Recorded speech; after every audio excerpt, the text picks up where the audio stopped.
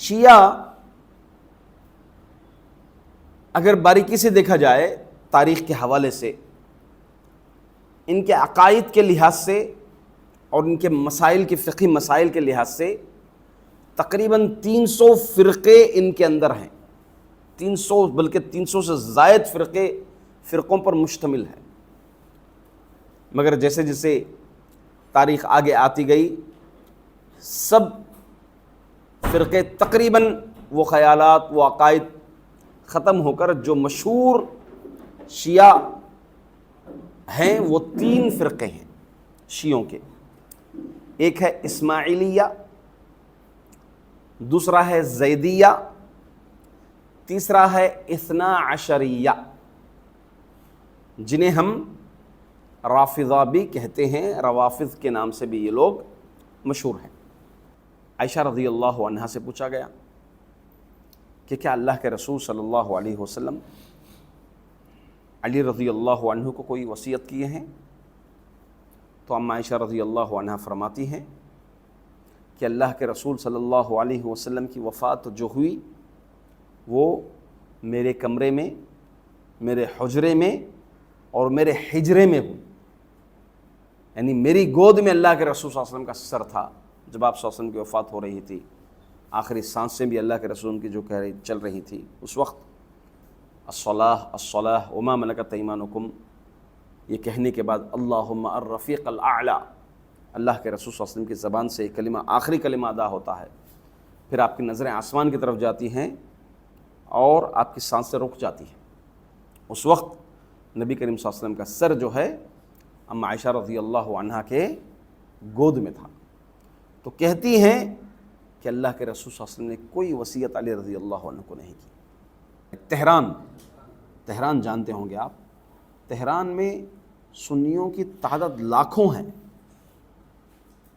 لاکھوں کروڑ کے اوپر کچھ تعداد ہے۔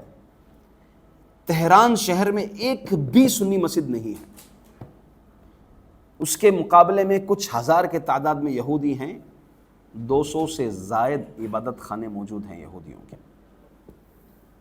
آج یہ ایران کی بات کر رہا ہوں میں، 200 سے زائد جو ہے عبادت خانے آج وہاں پر موجود ہیں۔ مسلمان کروڑ کے قریب ہیں مگر وہاں پر مسلمانوں کی ایک بھی مسجد آپ کو تہران کے اندر نہیں ملتی۔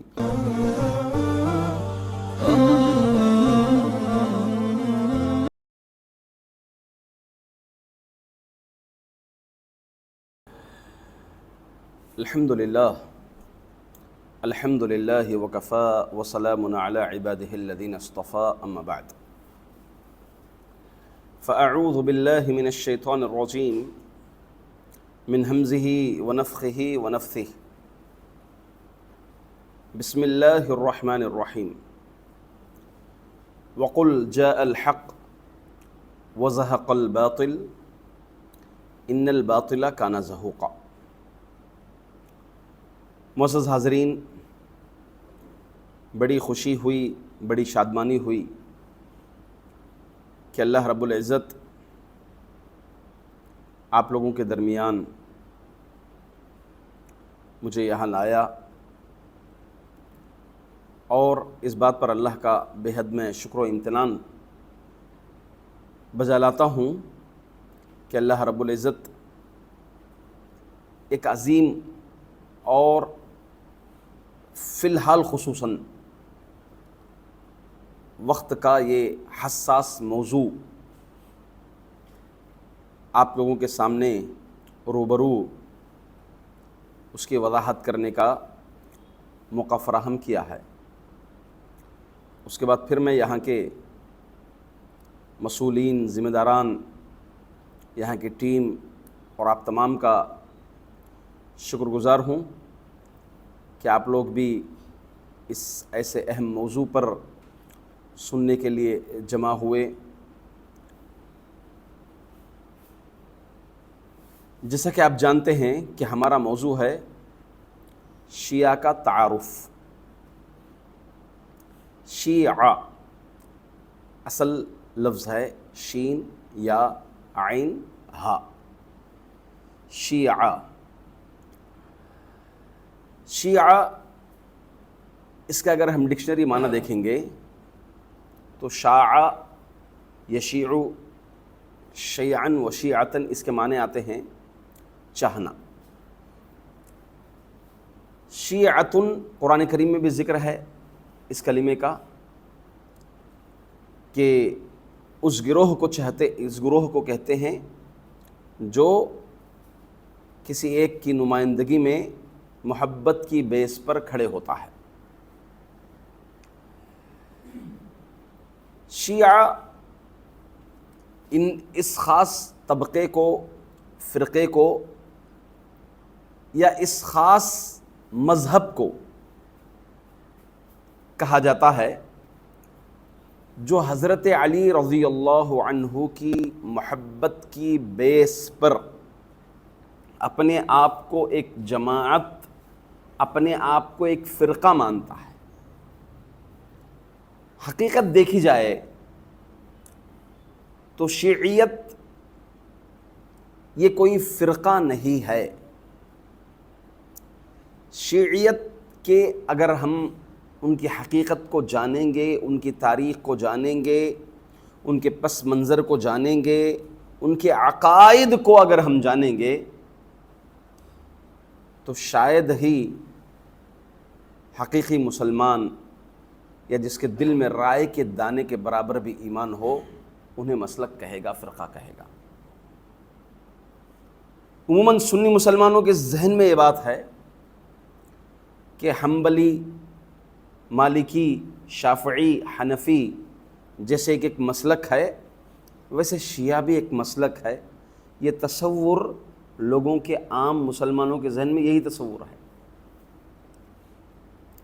اگر حقیقی پیمانے میں انہیں تول کر دیکھا جائے تو یہ وہ چیز نہیں ہے، بلکہ یہ سنی مسلمانوں کو دھوکے میں رکھے ہیں، خداع میں رکھے ہیں، غش میں رکھے ہیں، دھوکہ دے رہے ہیں، خداع کر رہے ہیں، اور اسی لیے بارہا، سالانہ ہو، ماہانہ ہو، شیعی سنی اتحاد کا نعرہ لگایا جاتا ہے۔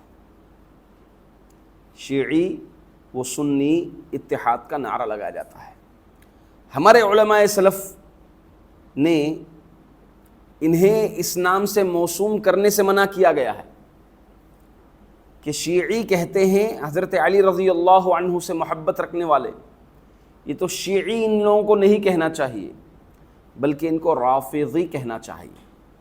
رافضی اس کے معنی ہوتے ہیں رفض یرفض، اس کے معنی ہوتے ہیں انکار کرنے کے۔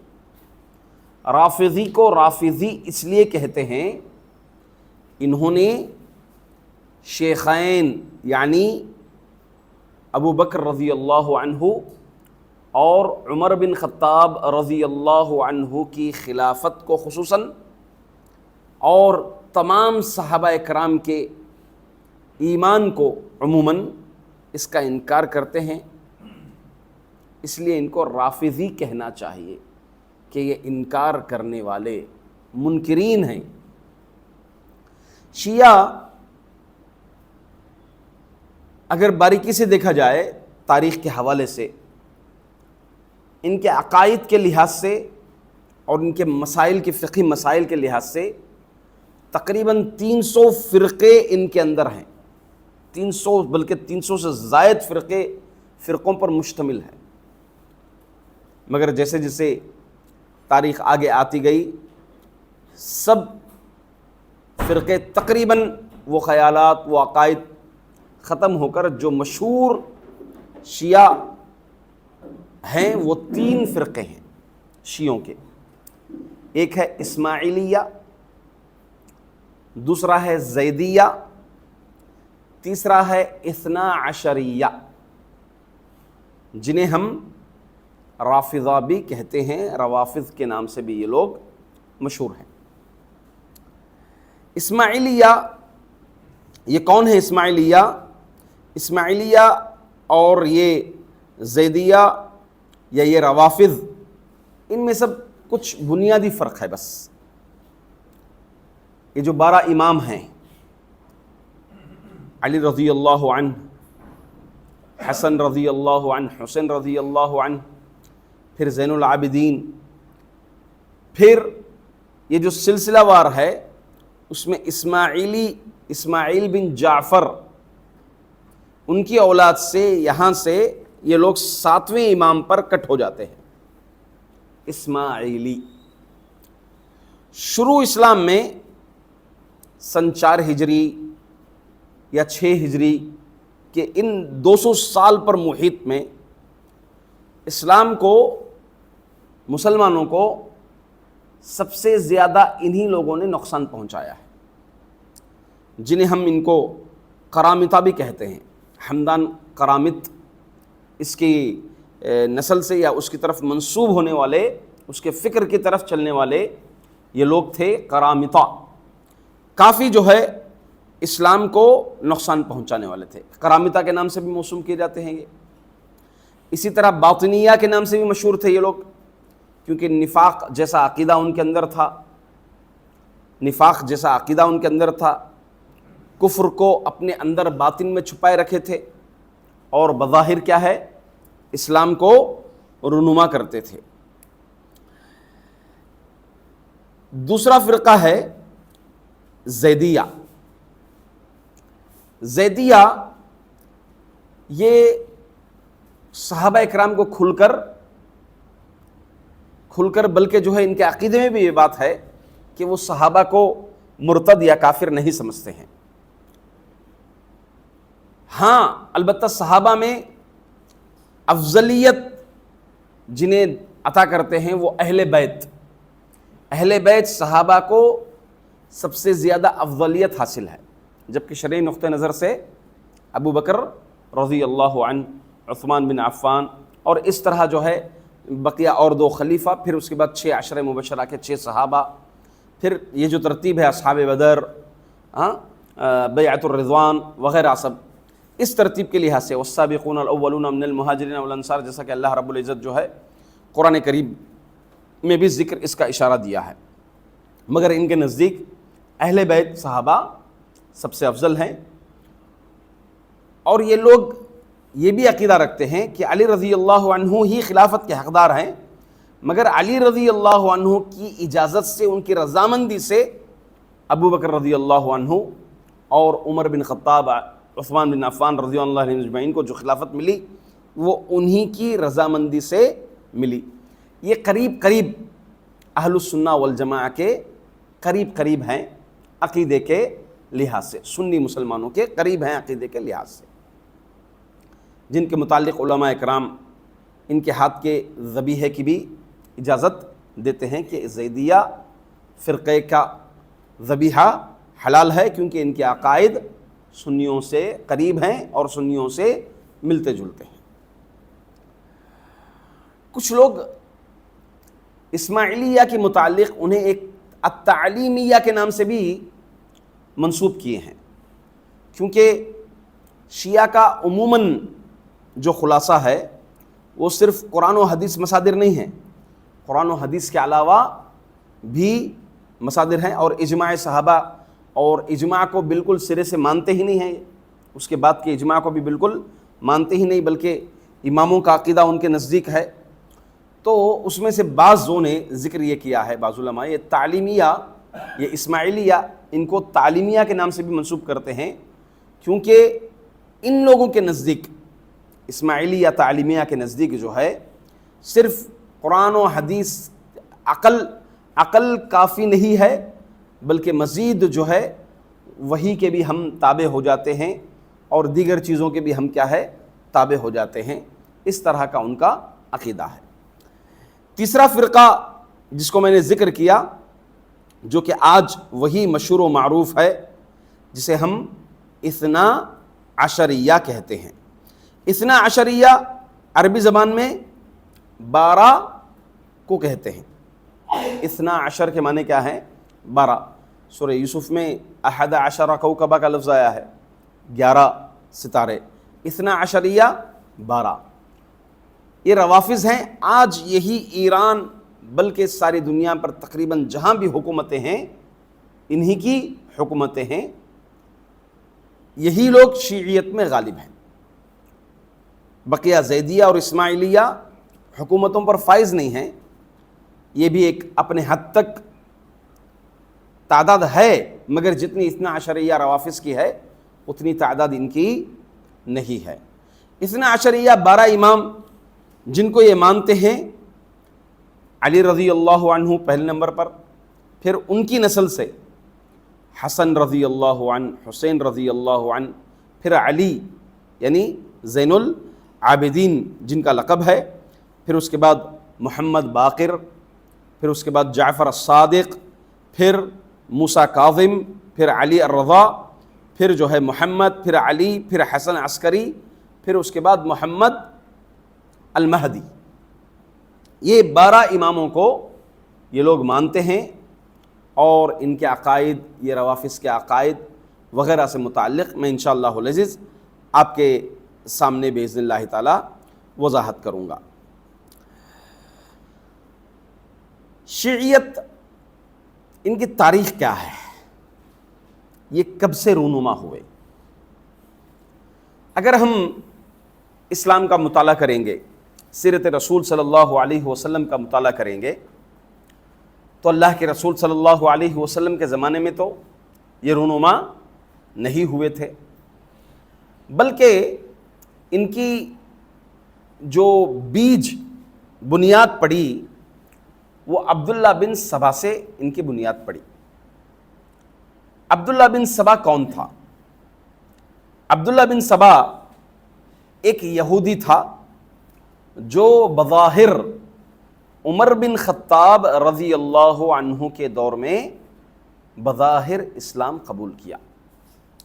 جب دیکھا کہ اسلامی سلطنتیں بڑھ رہی ہیں، اسلام کی طاقت عروج پر ہے، اسلام مسلمان بہت زیادہ مستحکم و متمکن ہو چکے ہیں، اب اسلام کو ہرانے کی طاقت نہیں ہے، سکت نہیں ہے کسی کے پاس، کسی قوم کے پاس نہیں ہے اتنی سکت کہ وہ مسلمانوں کا پلہ کمزور کر سکے، حتیٰ کہ یہاں تک کہ اسلام جو ہے ایران، یہ مجوسی علاقے، روم، روس، یہاں تک، بلکہ قزاقستان، یہاں تک جو ہے اسلام جب تیزی سے پھیل رہا تھا تو کسی کی اتنی جرأت یا اتنی طاقت، اتنی سکت نہیں تھی کہ وہ اسلام کو کمزور کر سکے، اسلام کے روبرو کھڑ سکے۔ اب جب ڈائریکٹ مقابلہ نہیں کر سکتے تو طریقہ کیا ہو سکتا ہے کمزور کرنے کا؟ کہ انہی کی صف میں آ کر گھس پڑے، انہی کی صفوں میں آ کر گھس پڑے، اسلام کا لبادہ اوڑھ کر اپنے آپ کو مسلمان کہنا شروع کیا۔ سب سے پہلے عبداللہ بن سبا، عمر بن خطاب رضی اللہ عنہ کے دور خلافت میں۔ عمر بن خطاب رضی اللہ عنہ کی خلافت جب تک تھی بہت دبدبا، بلکہ اللہ کے رسول صلی اللہ علیہ وسلم کی پیشن گوئی بھی تھی۔ جو صاحب السر، صاحب رسول رضی اللہ عنہ کو سے ایک مرتبہ عمر بن خطاب رضی اللہ عنہ نے بلا کر پوچھا کہ اللہ کے رسول صلی اللہ علیہ وسلم کن کن فتنوں کا ذکر کیا، کیا ذکر کیا؟ کہا کہ فتنوں کا دروازہ بند رہے گا جب تک، وہ اشارہ کیا تھا؟ عمر بن خطاب رضی اللہ عنہ کی خلافت کی طرف اشارہ تھا۔ جیسے ہی عمر بن خطاب رضی اللہ عنہ کی وفات ہوئے گی تو فتنے جو ہے ایسے ہی ٹوٹ پڑیں گے جیسے منکا جو ہوتا ہے، مالا جو ہوتا ہے، مالا کٹنے پر، اس کا دھاگا کٹنے پر جس طرح اس سے منکے گرتے ہیں، یا فتنوں کا دروازہ جو ہے ٹوٹ جائے گا۔ یہ ایک اشارہ عمر بن خطاب رضی اللہ عنہ کی خلافت کی طرف تھا۔ تو عمر بن خطاب رضی اللہ عنہ کی وفات کے بعد یہ عبداللہ بن سبا کو ایک موقع مل گیا، تو یہ جو ہے عبداللہ بن سبا ظاہر ہوا، رونما ہوا۔ سب سے پہلے عثمان بن عفان رضی اللہ عنہ کی خلافت کے خلاف لوگوں کو ورغلانے لگا۔ ایسے کئی آپ کو واقعات ملیں گے، یہ بالکل ایک بڑی تاریخ ہے، یہ خود ایک تاریخ ہے خلافت عثمانیہ میں، کہ ایسے ایسے کارکردگیاں اور ایسے ایسے سانحات جو عثمان بن عفان رضی اللہ عنہ کی خلافت میں ہوئے جسے ہم پڑھتے جائیں گے تاریخ تو دنگ رہ جائیں گے کہ ایسے کئی خطوط جس پر عثمان بن عفان رضی اللہ عنہ کا جو ہے اسٹیمپ لگا ہوا ہوتا ہے، مہر لگا ہوا ہوتا ہے، جبکہ عثمان بن عفان رضی اللہ عنہ اس خط کو لکھے ہی نہیں ہوتے ہیں کہ آپ کے مہر تک، یعنی اتنے اندر تک داخل ہو گئے تھے یہ کہ آپ کا مہر تک استعمال ہوتا تھا۔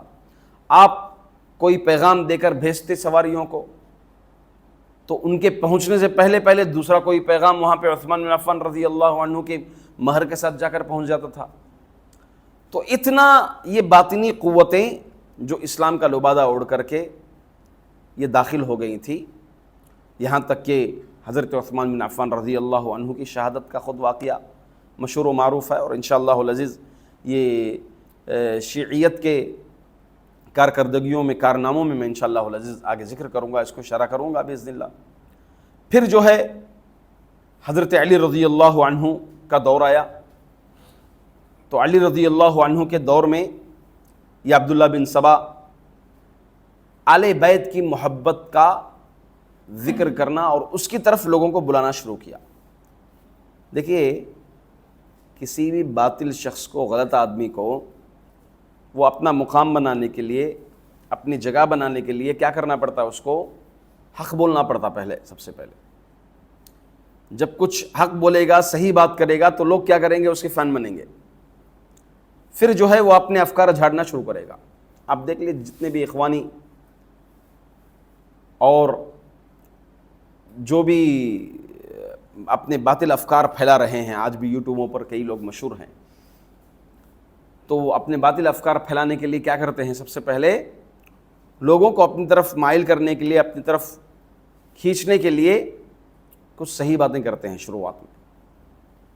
جب لوگوں کا میلان ان کی طرف، رجحان جب ہوتا ہے، تو پھر اپنے نظریات، اپنے افکار جو ہے لوگوں کے سامنے پیش کرتے جاتے ہیں۔ یہ طریقہ رہا ہے ان کا۔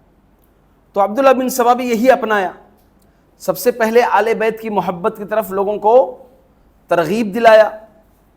اس کے بعد جیسے ہی علی رضی اللہ عنہ کی طرف مدعو کیا، محبت کی طرف مدعو کیا، پھر دھیرے دھیرے جو ہے علی رضی اللہ عنہ کو صاحب السر کہنا شروع کیا کہ وہ رسول اللہ صلی اللہ علیہ وسلم کے رازدان میں سے ہیں، جیسا کہ ان کے عقائد میں سے وصیت کا عقیدہ ہے، عقیدۃ الوصیہ، وصیہ کا ایک عقیدہ ہے ان کے عقائد میں، انشاءاللہ میں آپ کو ذکر کروں گا۔ تو پھر جو ہے دھیرے دھیرے علی رضی اللہ عنہ کے محبت میں اتنا غلو کیا اور اتنا غلو کروایا کہ باقاعدہ طور پر ایک جماعت کھڑی ہو گئی جو علی رضی اللہ عنہ کے اندر خدا کا تصور اور الوہیت کا تصور کرنا شروع کر دی۔ جب علی رضی اللہ عنہ کو معلوم ہوا تو علی رضی اللہ عنہ لوگوں کو بلائے، بارہا سمجھائے، بتائے ان لوگوں کو کہ میں جو ہے ایک صحابی رسول ہوں۔ کئی مرتبہ عبداللہ بن عباس رضی اللہ عنہ کو بھیجے سمجھانے کے لیے، صحابہ کو بھیجتے تھے وہ سمجھانے کے لیے، ان کے افکار، وہ نظریات سے واپس آنے کے لیے۔ تو پھر جو ہے یہاں تک کہ جب علی رضی اللہ عنہ ان لوگوں سے بیزار ہو گئے تو آخرکار کیا کیے؟ خندق کھدوا کر آگ جلائے اور لوگوں کو کیا کر دیے؟ جو بھی اس فکر کے تھے جلا دیے، اور یہ عبداللہ بن سبا کو پکڑے۔ عبداللہ بن سبا کو کچھ روایت میں یہ آتا ہے کہ قتل کرنے والے تھے سزا کے طور پر۔ پھر جو ہے لوگوں کی بھیڑ جو ہے اس بات پر دلائی کہ نہیں، یہ تو صرف آل بیت کی محبت کی طرف مدعو کرتا ہے، بلاتا ہے، ایسی کوئی بات نہیں ہے اس کے اندر۔ پھر جو ہے اس کو واپس بھیج دیا گیا تھا، علی رضی اللہ عنہ واپس اس کو بھیج دیے تھے۔ پھر جب شہادت علی رضی اللہ عنہ کی شہادت ہو گئی، آپ کی خلافت ختم ہو گئی، تو یہ موقع پا کر کے عبداللہ بن سبا آیا اور اس طرح سے جو ہے لوگوں کے درمیان کیا ہے فتنے فسادات سب برپا کرتے گیا۔ تو یہ افکار، یہ رجحانات سب جو ہے یہاں سے پیدا ہوئی ہے، ان لوگوں کی تاریخ یہاں سے بنتی ہے۔ اگر ہم ان کے عقائد پر نظر دیکھیں کہ شیعہ کے عقائد کیا ہیں، دیکھیے کسی بھی جماعت کو ہم سمجھنے کے لیے ان کے عقائد اور ان کے نظریات پر نظر رکھنا اور اس کو جاننا بہت ضروری ہوتا ہے۔ یہ کیا نظریہ پیش کرنا چاہتے ہیں، ان کا عقیدہ کیا ہے، یہ کس عقیدے کے ماننے والے ہیں۔ اب ہمارے ہندوستان میں ایسا معاملہ ہے کہ جو شیعیت پھیلی ہمارے ہندوستان کے اندر، شیعی خیالات، یہ اسی طرح سے آئی، اہل بیت اور یہ کربلا کے حوالے سے ہی جو ہے آج کئی سنی جو ہے شیعوں کے نقش قدم پر چل رہے ہیں۔ بریلوی تقریباً 90% سے زائد بریلوی جو ہے اپنے آپ کو بریلوی کہنے والے شیعیت کے نقش قدم پر قدم بقدم چل رہے ہیں، اور باقاعدہ طور پر ان لوگوں کا دعویٰ یہ ہے کہ اگر حق پر ہیں تو صرف یہ دو ہی جماعتیں، ایک بریلوی اور دوسرے شیعہ، بقیہ سب حق پر نہیں جانتے ہیں وہ لوگ۔ تو یہ روافض جو اپنے نظریات، افکار، عقائد کی پیداوار اور اس پہ جو کام کیا، وہ ایک تو طریقہ یہودیوں کا رہا، اور دوسرا جو ہے یہ انہی چیزوں کی طرف لوگوں کو منسوب کرتے گئے، لوگوں کو اپنی طرف مائل کرتے گئے، جن سے لوگ زیادہ جو ہے مائل ہوتے ہیں، جس میں سے ایک جیسا کہ میں نے بیان کیا اہل بیت کی محبت۔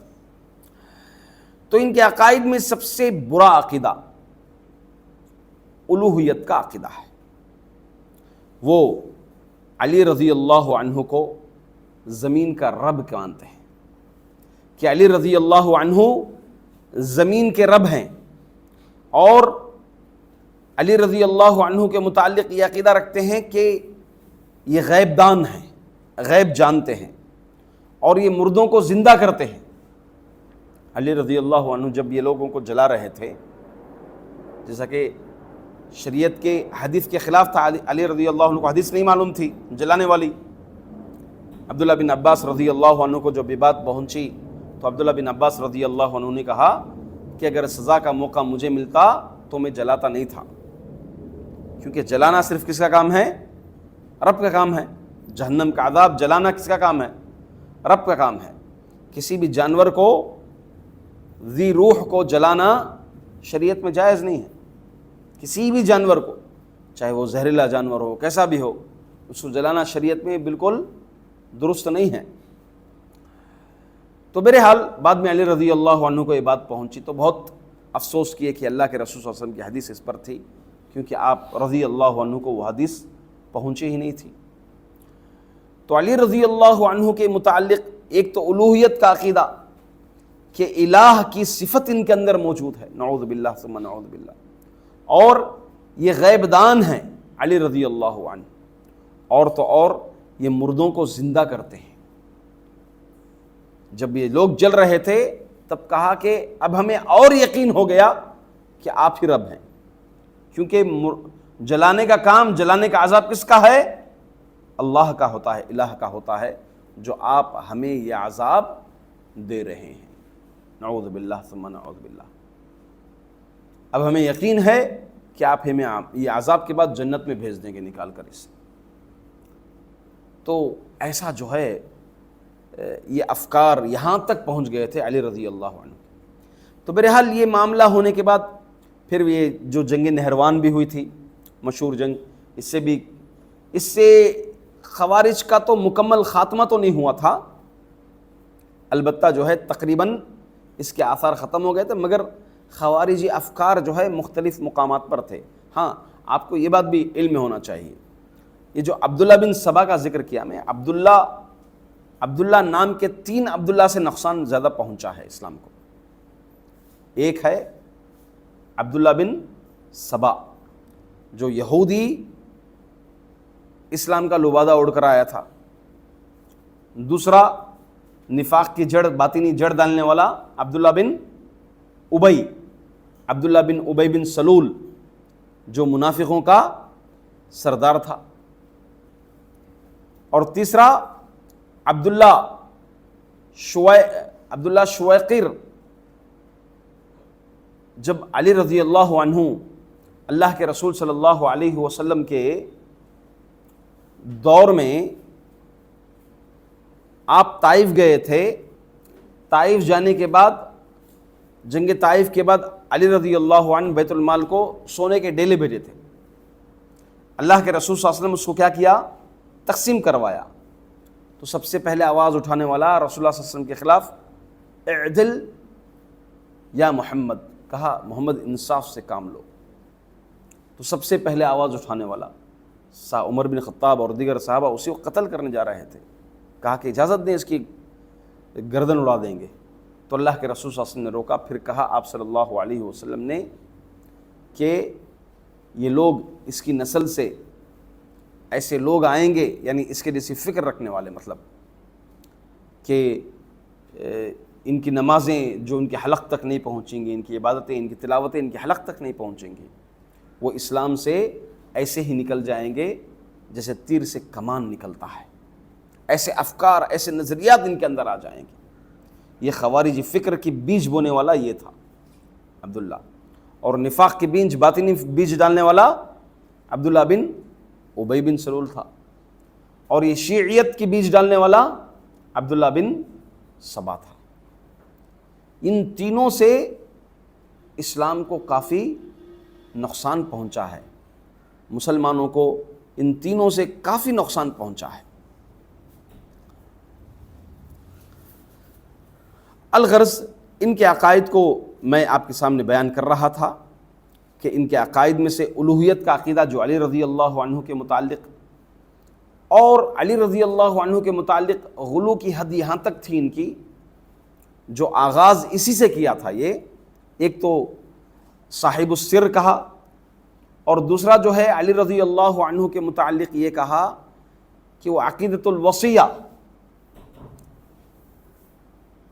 علی رضی اللہ عنہ اللہ کے رسول صلی اللہ علیہ وسلم کے لیے ایسے ہی ہیں جیسے موسیٰ علیہ السلام کے لیے کون ہیں؟ یوشع بن نون۔ یوشع بن نون جو موسیٰ علیہ السلام کے شاگرد تھے، جنہوں نے موسیٰ علیہ السلام بنو اسرائیل کی، وہ فلسطین کا، موسیٰ علیہ السلام مصر سے نکلتے ہیں، مصر سے نکل کر فلسطین جب جاتے ہیں تو انہی کے تقریباً یوشع بن نون نے ہی اس ذمہ داری کو نبھائی تھی، بنی اسرائیل کو لیڈ کیا تھا۔ تو جیسے یوشع بن نون موسیٰ علیہ السلام کے لیے ہیں، ویسے ہی علی رضی اللہ عنہ اللہ کے رسول صلی اللہ علیہ وسلم کے لیے ہیں۔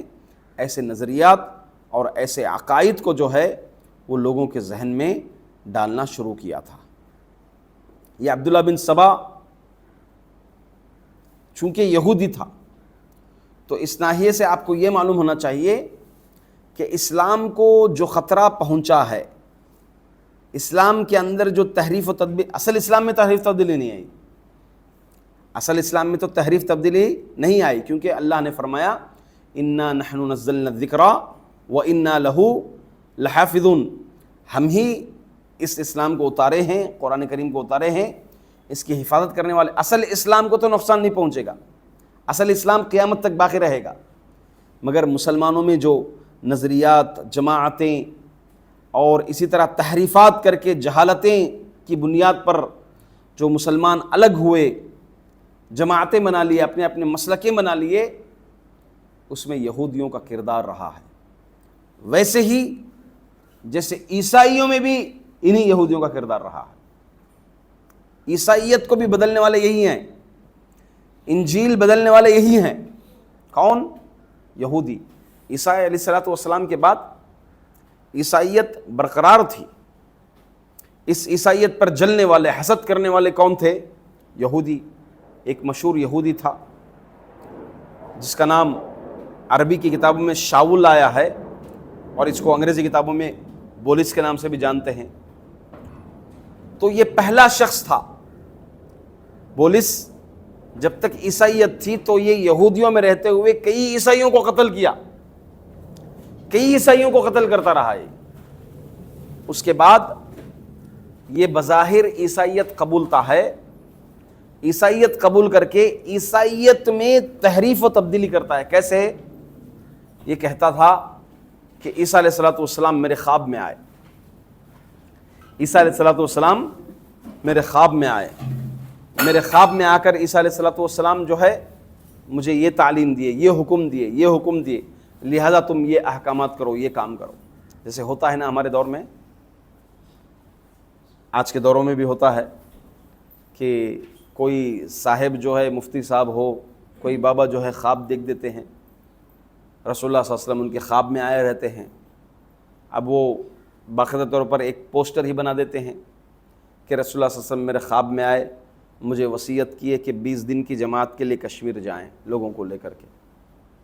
ہاں، تو یہی نظریہ، یہی طریقہ کار، یہ شاول یہودی جو تھا عیسائیت بظاہر قبول کیا، قبول کر کے کہتا تھا کہ عیسیٰ میرے خواب میں آئے، عیسیٰ علیہ الصلوۃ والسلام میرے خواب میں آئے، آپ لوگوں کو یہ حکم دیے کہ آپ لوگ یہ کام کریں۔ اس طرح سے عیسائیت میں تبدیل تحریفی کرنے والا یہودی تھا، اور اسلام میں بھی یہی یہودی اسلام کا لبادہ اوڑھ کر کے آئے۔ یہ یہودی بہت ان سے کافی جو ہے، جو آسمانی کتابیں ہیں، انہی یہودیوں کی وجہ سے تحریف و تبدیلی ہوئی، اور اس میں جو ہے یہ رد و بدل کیے، لوگوں کو گمراہ کیے، لوگوں کو بھڑکائے یہی یہودی۔ اسلام میں بھی انہی لوگوں کا کام تھا۔ تو علی رضی اللہ عنہ کو ایک تو صاحب السر کہتے ہوئے، پھر وصیت علی رضی اللہ عنہ کو یہ کہتے تھے کہ علی رضی اللہ عنہ کے لیے کچھ خاص تعلیم اللہ کے رسول صلی اللہ علیہ وسلم مرتے وقت، وفات کے وقت علی رضی اللہ عنہ کو وصیت کی۔ ان لوگوں کا عقیدہ ہے۔ عائشہ رضی اللہ عنہا سے پوچھا گیا کہ کیا اللہ کے رسول صلی اللہ علیہ وسلم علی رضی اللہ عنہ کو کوئی وصیت کیے ہیں؟ تو اما عائشہ رضی اللہ عنہا فرماتی ہیں کہ اللہ کے رسول صلی اللہ علیہ وسلم کی وفات جو ہوئی وہ میرے کمرے میں، میرے حجرے میں اور میرے حجرے میں ہوئی، یعنی میری گود میں اللہ کے رسول صلی اللہ علیہ وسلم کا سر تھا جب آپ صلی اللہ علیہ وسلم کی وفات ہو رہی تھی، آخری سانسیں بھی اللہ کے رسول کی جو کہہ رہی چل رہی تھی اس وقت، الصلاۃ الصلاۃ وما ملکت ایمانکم، یہ کہنے کے بعد اللہم الرفیق الاعلی، اللہ کے رسول صلی اللہ علیہ وسلم کی زبان سے یہ کلمہ آخری کلمہ ادا ہوتا ہے، پھر آپ کی نظریں آسمان کی طرف جاتی ہیں اور آپ کی سانسیں رک جاتی ہیں۔ اس وقت نبی کریم صلی اللہ علیہ وسلم کا سر جو ہے اما عائشہ رضی اللہ عنہا کے گود میں تھا۔ تو کہتی ہیں کہ اللہ کے رسول صلی اللہ علیہ وسلم نے کوئی وصیت علی رضی اللہ عنہ کو نہیں کی، اور یہی چیز علی رضی اللہ عنہ سے پوچھا گیا کہ اللہ کے رسول صلی اللہ علیہ وسلم قرآن و حدیث کے علاوہ بھی آپ کے پاس کچھ صحیفے کچھ دیے ہیں؟ موسیٰ علیہ السلام یوشع بن نون کو دیے تھے لیڈ کرنے کے لیے، تعلیمات دیے تھے۔ تو علی رضی اللہ عنہ کہتے ہیں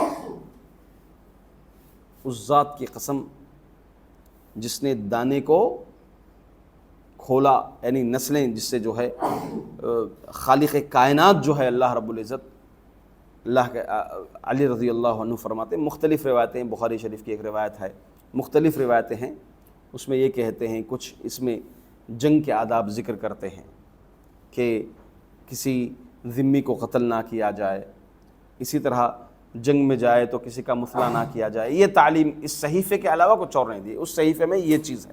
جب پوچھا گیا حدیث میں کہ کیا ہے اس صحیفے میں، اور ایک روایت میں یہ ہے کہ اس صحیفے کے علاوہ کچھ اللہ کے رسول صلی اللہ علیہ وسلم نے مجھے نہیں بتایا۔ کیا ہے اس صحیفے میں؟ جب پوچھا گیا تو اس کے اندر یہ تھا کہ حرم، عیر اور ثور، جو دو پہاڑ ہیں مدینہ منورہ میں، باؤنڈری آف حرم گئے ہوں گے آپ لوگ عمرے کے لیے، تو باؤنڈری آف حرم، عیر اور ثور دو مقامات کے نام ہیں، دو ٹیلوں کے نام ہیں، کہ اس کے درمیان کا جو علاقہ ہے وہ باؤنڈری آف حرم ہے۔ مجھے یہ بتایا گیا کہ اس کے اندر کوئی جو ہے قتل نہ کرے، غارت گری نہ کرے، جو کوئی ایسا کرتا ہے اس پر اللہ کی لعنت، فرشتوں کی لعنت اور سارے لوگوں کی لعنت ہے۔ اس چیز کے علاوہ جو ہے اللہ کے رسول صلی اللہ علیہ وسلم نے مجھے کچھ نہیں سکھایا، کوئی اور تعلیم نہیں دی، کوئی اور وصیت اللہ کے رسول صلی اللہ علیہ وسلم نے مجھے کوئی اور صحیفہ نہیں دیا۔ یہ خود علی رضی اللہ عنہ کے زبانی یہ بات معلوم ہوتی ہے۔ اسی طرح ان کے عقیدے میں ایک عقیدہ وہ ہے عقیدت تقیہ۔ یہ سب سے خطرناک عقیدہ ہے، یاد رکھ لیجیے یہودیوں کا۔ آپ اس عقیدے کو جان لیے تو آپ سمجھ گئے کہ یہودیت کیسی چیز ہے۔ تقیہ کیا کہتے ہیں؟ تقیہ آپ اپنے ایمان کو، اپنے دین کو چھپا سکتے ہیں، چھپا کر دوسرے کے سامنے آپ حقیقت آپ کے دین کی بات کچھ اور ہے مگر آپ اس کے پاس کچھ اور بات کر سکتے ہیں۔ شریعت میں جائز ہے؟ نہیں ہے۔ آپ کھل کے اپنے آپ کو کیا کہیں؟ مسلمان کہیں، آپ کی تعلیمات، حق کی تعلیمات آپ کہیں۔ کتمان علم یعنی اپنے عقیدے کو، اپنے نفاق کو چھپانا اور اس کو، اپنے عقیدے کو چھپا کر دشمن کے سامنے جو ہے دھوکہ دینا بھی جائز ہے۔ سنیوں کو وہ دھوکہ دیتے ہیں، یہی ہے اتحاد کے جو نعرے لگاتے ہیں، سنی شیعی اتحاد، جس میں باقاعدہ طور پر اپنے باطن میں شیعیت کو چھپاتے ہیں۔ جھوٹ بولنا جائز ہے ان کے پاس تقیہ میں، تقیہ کی بنیاد پر جھوٹ بولتے ہیں۔ وہ قسم کھا کر جھوٹ بولیں گے، اللہ کی قسم جو ہے میں ایسا آدمی نہیں ہوں، میں ایسا سوچتا ہوں صحابہ کے بارے میں۔ وہ آپ کو کہے گا کہ نہیں، میں صحابہ کی بہت عزت کرتا ہوں، صحابہ کو میں قرآن پر عمل کرتا ہوں۔ اسی تقیہ کی بنیاد پر یہ لوگ، آپ دیکھے ہوں گے حج عمرے پہ گئے ہوں گے آپ لوگ، تو اس میں آپ ایران کی ایک بڑی کوانٹٹی رہتی ہے اس میں لوگوں کی، وہ لوگ نماز بھی پڑھتے ہیں ائمہ کے پیچھے، ائمہ حرم کے پیچھے نماز پڑھتے ہیں۔ ان کا عقیدہ کیا ہوتا ہے معلوم؟ اس نماز میں نعوذ باللہ ثم نعوذ باللہ، ایک سنی کی نماز جنازہ پڑھ رہے ہیں، اس عقیدے کے ساتھ نماز پڑھتے ہیں۔ اور یہ صرف اور صرف نماز ان کی تقیہ کی بنیاد پر ہوتی ہے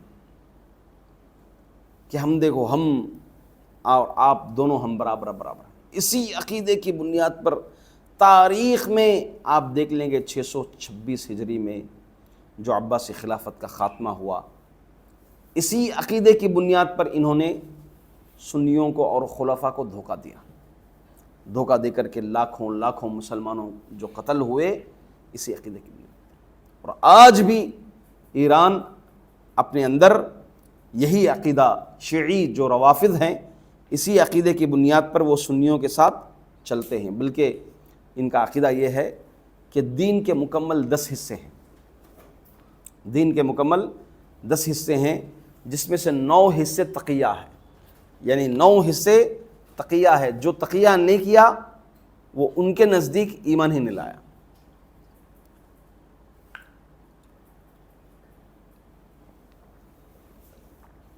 نو حصے تقیہ کے ہیں، بقیہ ایک حصہ جو ہے باقی تمام چیزوں کا ہے۔ یہی کتمان حق یہودیوں کے نظریات تھے۔ آپ دیکھیں ان کے عقائد یہودیوں کے عقائد سے بالکل ملتے جھلتے ہیں۔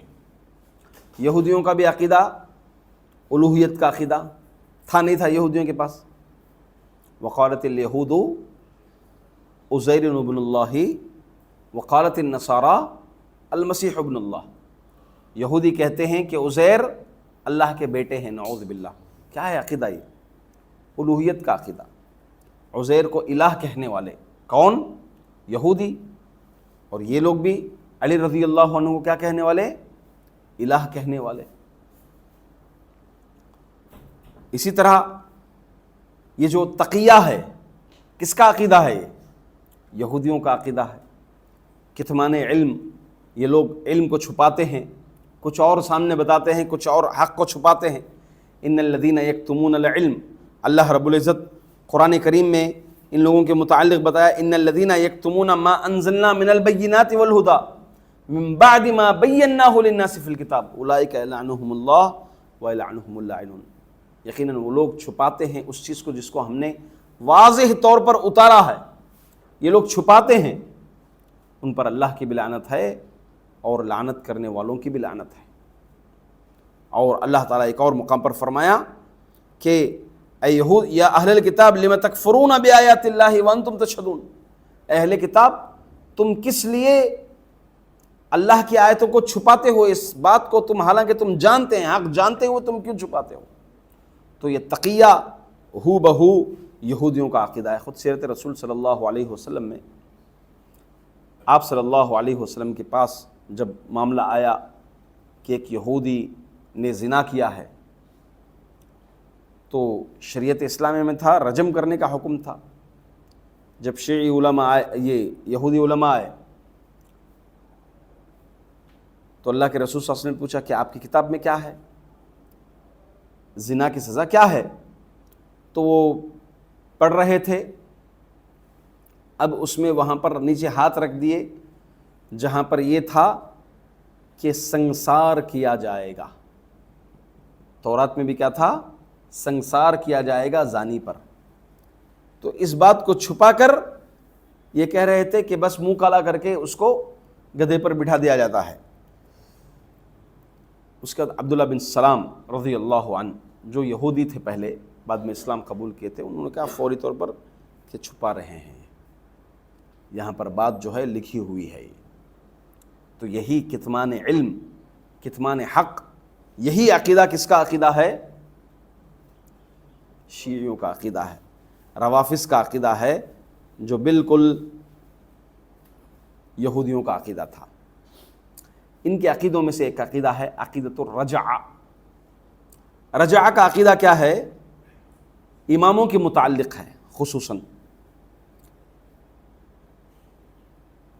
کہ سارے امام، ان کے 12 امام، یہ سب دوبارہ ان کو دنیا میں اٹھایا جائے گا۔ آپ ہندوؤں میں بھی عقیدہ ہے تناسخ ارواح کا عقیدہ، 7 جنم کا عقیدہ جانتے ہوں گے نا آپ، کہ ایک جنم میں جو ہے اچھا بن کے آئے گا، بدلہ لے گا ایک جنم میں جانور ہوئے گا تو وہ کرے گا، یہی عقیدہ ہے عقیدۃ الرجعہ۔ دنیا میں اللہ تعالیٰ پھر دوبارہ اٹھائے گا ان کو، 12 امام اٹھیں گے اور ان کے دشمنوں کو بھی اٹھایا جائے گا۔ ان کے دشمن کون ہیں؟ کون ہیں؟ صحابہ کرام، نعوذ باللہ ثم نعوذ باللہ۔ یہ اپنے دشمنوں سے بدلہ لیں گے، دوبارہ اٹھ کر کیا کریں گے؟ اپنے دشمنوں سے بدلہ لیں گے، نعوذ باللہ ثم نعوذ باللہ۔ انبیاء بھی اٹھیں گے اور انبیاء ان 12 اماموں کی فوج بن کر کام کرے گی۔ یعنی اماموں کا درجہ ان کے نزدیک انبیاء علیہم الصلاۃ والسلام سے بڑا درجہ ہے، انبیاء علیہم الصلاۃ والسلام سے بڑا درجہ ہے۔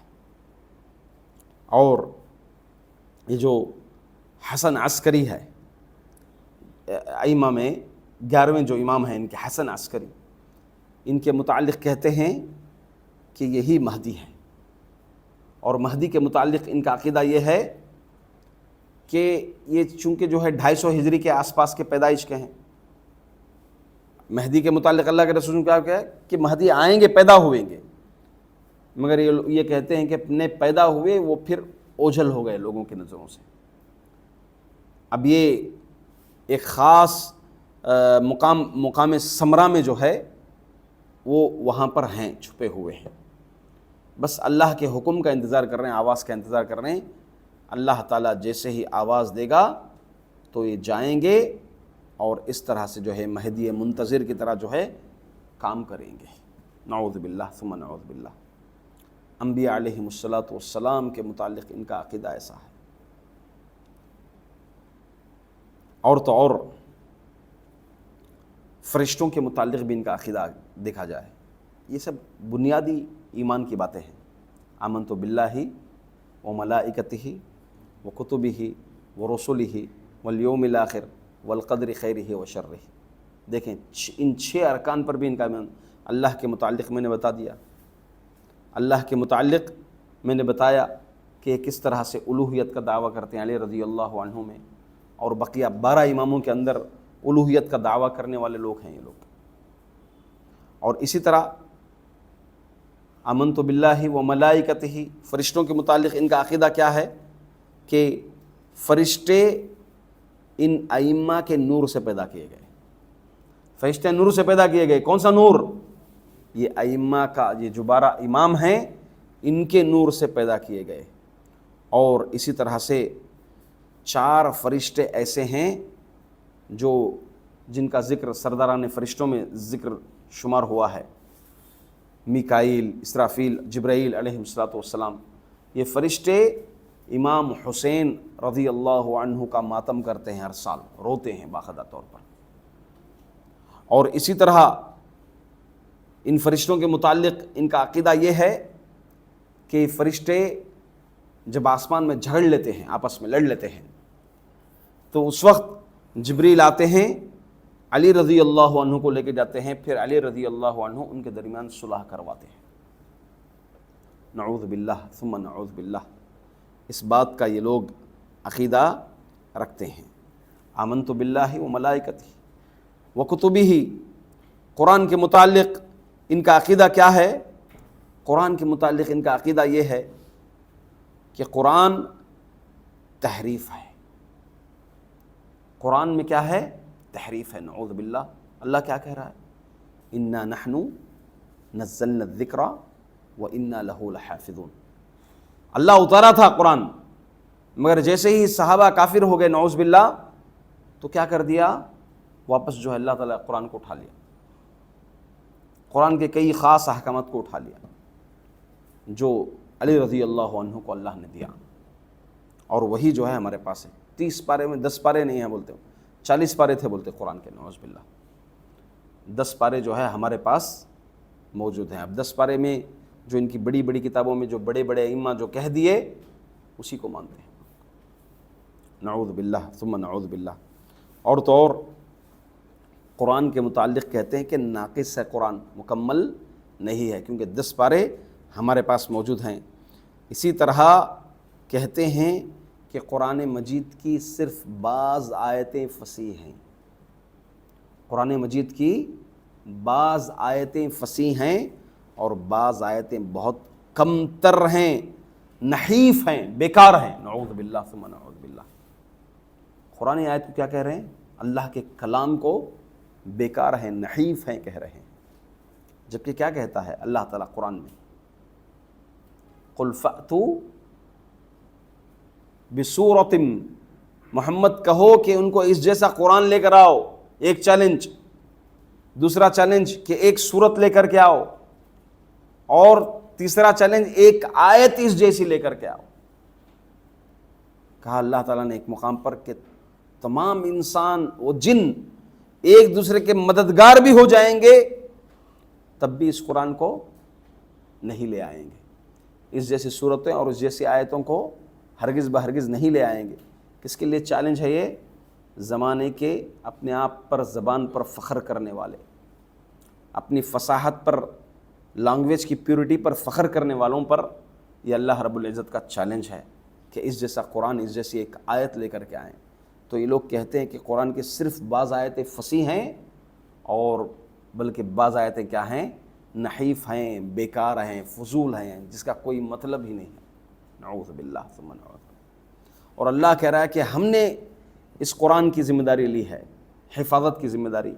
قرآن کے حق ہونے کے لیے گواہی اتنی ہے کہ سارا عالم آج بھی وہی ترتیب سے اجزاء کو پڑھتا ہے، وہی ترتیب سے سورتوں کو پڑھتا ہے، وہی ترتیب سے آیتوں کو پڑھتا ہے، حتیٰ کہ حروف کو بھی وہی ترتیب سے، بلکہ حرکات کو بھی وہی ترتیب.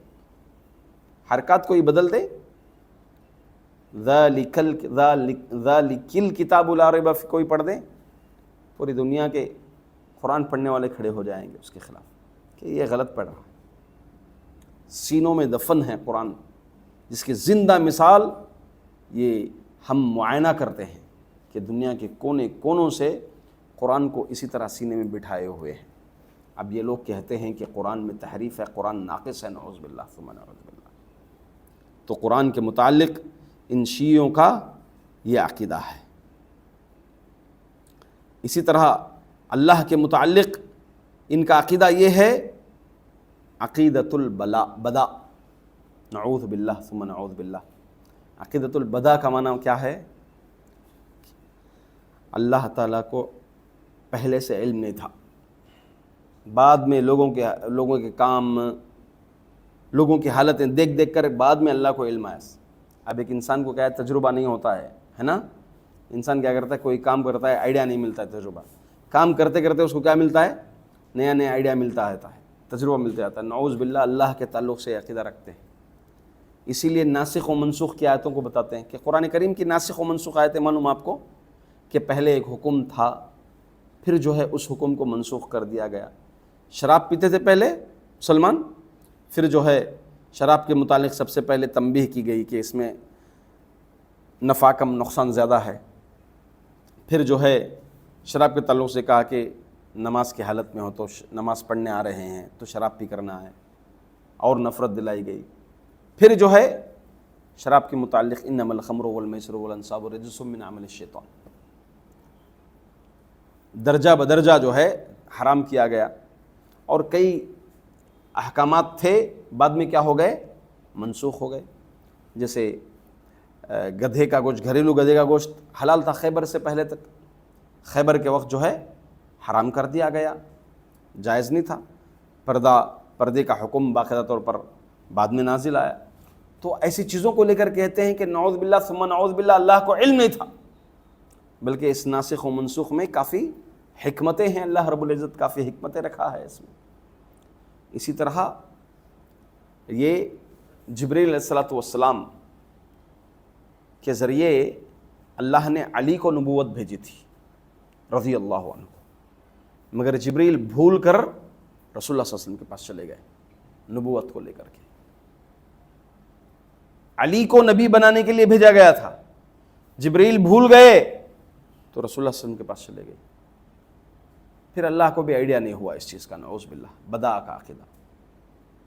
اصل انبیاء تو یہ 12 امام ہیں، اللہ کو نہیں معلوم ہوا، نعوذ باللہ، کسی فلاں کو سب جو ہے نبی بنا دیا گیا، نعوذ باللہ ثم نعوذ باللہ۔ اللہ کے تعلق سے ایسا برا عقیدہ رکھنے والے کہیں گے ہم مسلمان مانتے ہیں، مسلمان کہیں گے ہم ان کو، پھر بھی اتحاد، سنی شیعہ کے اتحاد کا دعویٰ پھر بھی ہم کریں گے، نعوذ باللہ۔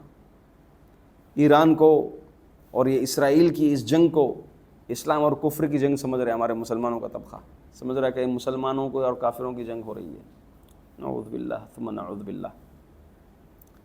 اللہ رب العزت کے متعلق عقیدہ، اور تو اور آگے بڑھیے، یہ قبر پرستی کا آغاز، اس قبر پرستی کا عقیدہ اس امت میں انہی سے ایجاد ہوا ہے، انہی سے۔ قبر پرستی یہودیوں میں بھی تھی۔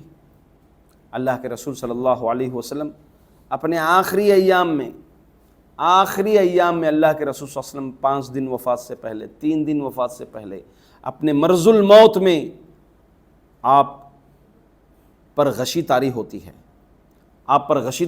ہے، آپ کے آنکھ کھلتے ہیں، جیسے اٹھتے ہیں کہتے ہیں لعنت اللہ علی الیہود والنصارى اتخذوا قبور انبیائہم مساجدا، اللہ کی لعنت ہو یہود و نصارہ پر جنہوں نے اپنی نبیوں کی قبروں کو کیا بنا لیا، سجدہ گاہ بنا لیا، ان پر لعنت ہو۔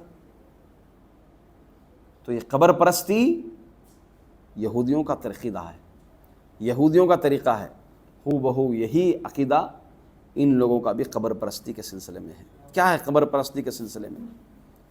قبر پرستی کا عقیدہ ان کا یہ ہے کہ حسین رضی اللہ عنہ کی قبر کی زیارت عرش کی زیارت کرنے کے برابر ہے۔ اللہ اکبر۔ حسین رضی اللہ عنہ کی قبر کی زیارت عرش کی زیارت کرنے کے برابر ہے۔ سوچئے آج مسلمان بھی، سنی مسلمان بھی جو ٹور اینڈ ٹریولس بزنس کرتے ہیں، وہ بھی لکھتے ہیں مدینہ منورہ کی زیارت، بغداد کی زیارت، قبر حسین کی زیارت رضی اللہ۔ کہاں گئے؟ قبر پرستی کس کی دین ہے؟ شیعہ کی دین ہے۔ جو حسین کی قبر کی زیارت کیا گویا اس نے عرش الہی کی زیارت کر دیا۔ اسی طرح حسین رضی اللہ عنہ کی قبر کی مٹی میں تمام تر بیماریوں کی شفا ہے، یہ بھی عقیدہ رکھتے ہیں۔ تو یہی سنیوں کے اندر بھی قبر پرستی ہے، جاتے ہیں مدینہ جاتے ہیں، ادھر جاتے ہیں ادھر، بزرگوں کی قبروں کے کیا کرتے ہیں، مٹیاں لے کر کے آ جاتے ہیں اور اس کو تبرک کے طور پر جو ہے اپنے گھروں پر رکھے ہوئے ہیں۔ یہی قبر پرستی کہاں سے آئی؟ شیعوں میں آئی۔ اور علی رضی اللہ عنہ کی قبر کے متعلق کہتے ہیں کہ جس نے علی رضی اللہ عنہ کی قبر کی زیارت کی اس کو برابر ایک حج اور ایک عمرے کا ثواب ملے گا، اور ساتھ ساتھ میں 1,00,000 شہیدوں کے برابر اس کو اجر ملے گا، اور اس کے پچھلے تمام گناہ معاف ہو جاتے ہیں، اور تو اور بغیر حساب و کتاب کے وہ کس میں داخل ہوگا؟ جنت میں داخل ہو جائے گا، نعوذ باللہ، جس نے علی کی قبر کی زیارت کر لی رضی اللہ عنہ۔ یہ میں ایسے ہی اپنی طرف سے باتیں نہیں بتا رہا ہوں، پوری ریفرنس کے ساتھ شیعوں کی جو معتبر کتابیں ہیں ان کی بات میں اس کو نوٹ کر کے بھی لایا ہوں۔ انشاءاللہ یہ نسخہ آپ لوگوں کے پاس دوں گا میں۔ شیعہ کو مکمل پڑھنے کے لیے کئی کتابوں کا چھان بین ہے، پورے کتابوں کا خلاصہ آپ کو، اگر شیعہ کو ایک نظر میں پڑھنا چاہتے ہیں تو انشاءاللہ یہ آپ لوگوں کے پاس ہی دے کے جاؤں گا میں، آپ لوگوں کے لیے لایا ہوں میں، آپ زیروکس کر کے اس کو اپنے پاس رکھیے۔ ایک نظر میں اگر آپ شیعہ کو دیکھنا ہے تو سمجھ لیں کہ آپ اس کو پڑھ لیں، ایک نظر میں مل جائیں گے ان کے عقیدے کیا ہیں، ان کے افکار کیا ہیں، نظریات کیا ہیں۔ تو یہ قبروں کی زیارت کا آغاز بھی انہی شیعوں سے ہوا۔ اسی طرح سے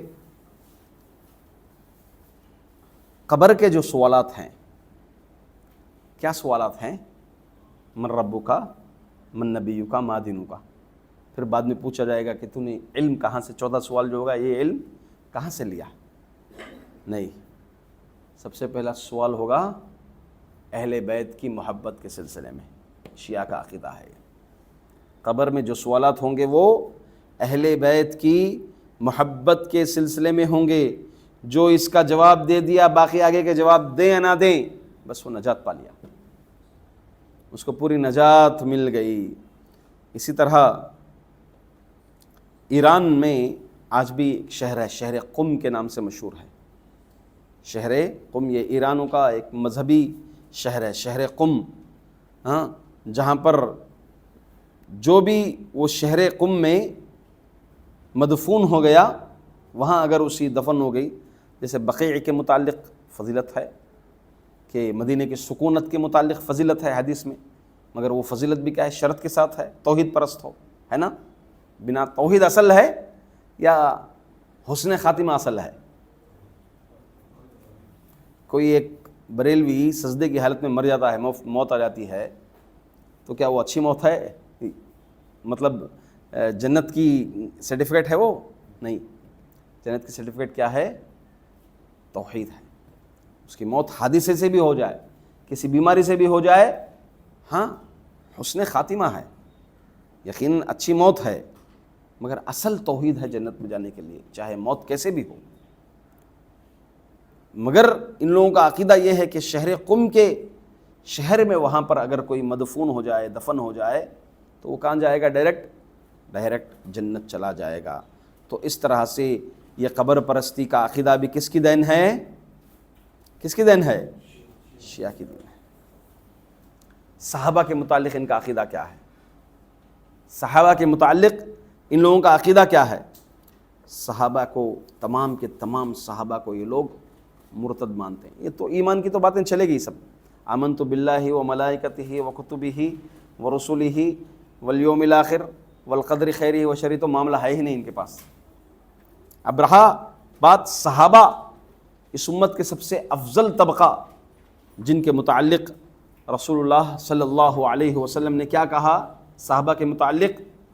صحابہ کے متعلق رسول اللہ صلی اللہ علیہ وسلم نے کہا خیر الناس قرنی ثم الذین یلونہم ثم الذین یلونہم، سب سے بہترین زمانہ میرے زمانے کے ساتھ۔ قرآن جس کی گواہی دے دیا ہے کہ کہ اللہ رب العزت ان سے راضی ہو چکا ہے۔ محمد الرسول اللہ والذین معہ اشداء علی الکفار رحماء بینہم تراہم رکعا سجدا یبتغون فضلا من اللہ ورضوانا، وہ راضی ہو گئے، رضی اللہ عنہم ورضوا عنہ، اللہ ان سے راضی ہو گیا، وہ اللہ سے راضی ہو گئے ہیں۔ تو ان صحابہ کے متعلق ان کا عقیدہ نعوذ باللہ کیا ہے کہ یہ سب کے سب مرتد ہو گئے سوائے اہل بیت کے اور چند صحابہ کے، سلمان فارسی، مقداد رضی اللہ عنہ۔ کیوں؟ کیونکہ یہ فارس کے تھے۔ سلمان فارسی کہاں کے تھے؟ فارس کے تھے۔ سلمان فارسی فارسی سے تو آئے تھے، جو جنگ خندق میں مشورہ انہی کا تھا، سلمان فارسی رضی اللہ عنہ کا۔ تو ان کی تو بہت زیادہ گھومتے پھرتے عیسائی سے مختلف ادیان بدلتے ہوئے بعد میں ان کو اسلام ملا، بہت ہی طویل واقعہ ہے۔ تو یہ چند صحابہ کے علاوہ پورے صحابہ کیا ہو گئے؟ مرتد ہو گئے، اور نعوذ باللہ یہ لعن طعن کرتے ہیں ائمہ ثلاثہ، یا یہ کہہ لیں خلفائے ثلاثہ پر۔ قبر رسول کے پاس جب آتے ہیں تو ظاہری طور پر مسلمانوں کے صف میں نکلتے ہیں، دل سے لعن طعن کرتے رہتے ہیں ابو بکر رضی اللہ عنہ پر، عمر رضی اللہ عنہ پر لعنتیں بھیجتے ہیں یہ لوگ، اور وہاں صحابہ کی قبروں کے پاس بقیع الغرقد جو مدینہ منورہ میں ہے، وہاں کھڑے ہو کر کے لعن طعن کرتے ہیں۔ شہداء احد کے پاس آتے ہیں، لعن طعن کرتے ہیں، صحابہ کو لعن طعن کرتے ہیں۔ اور تو اور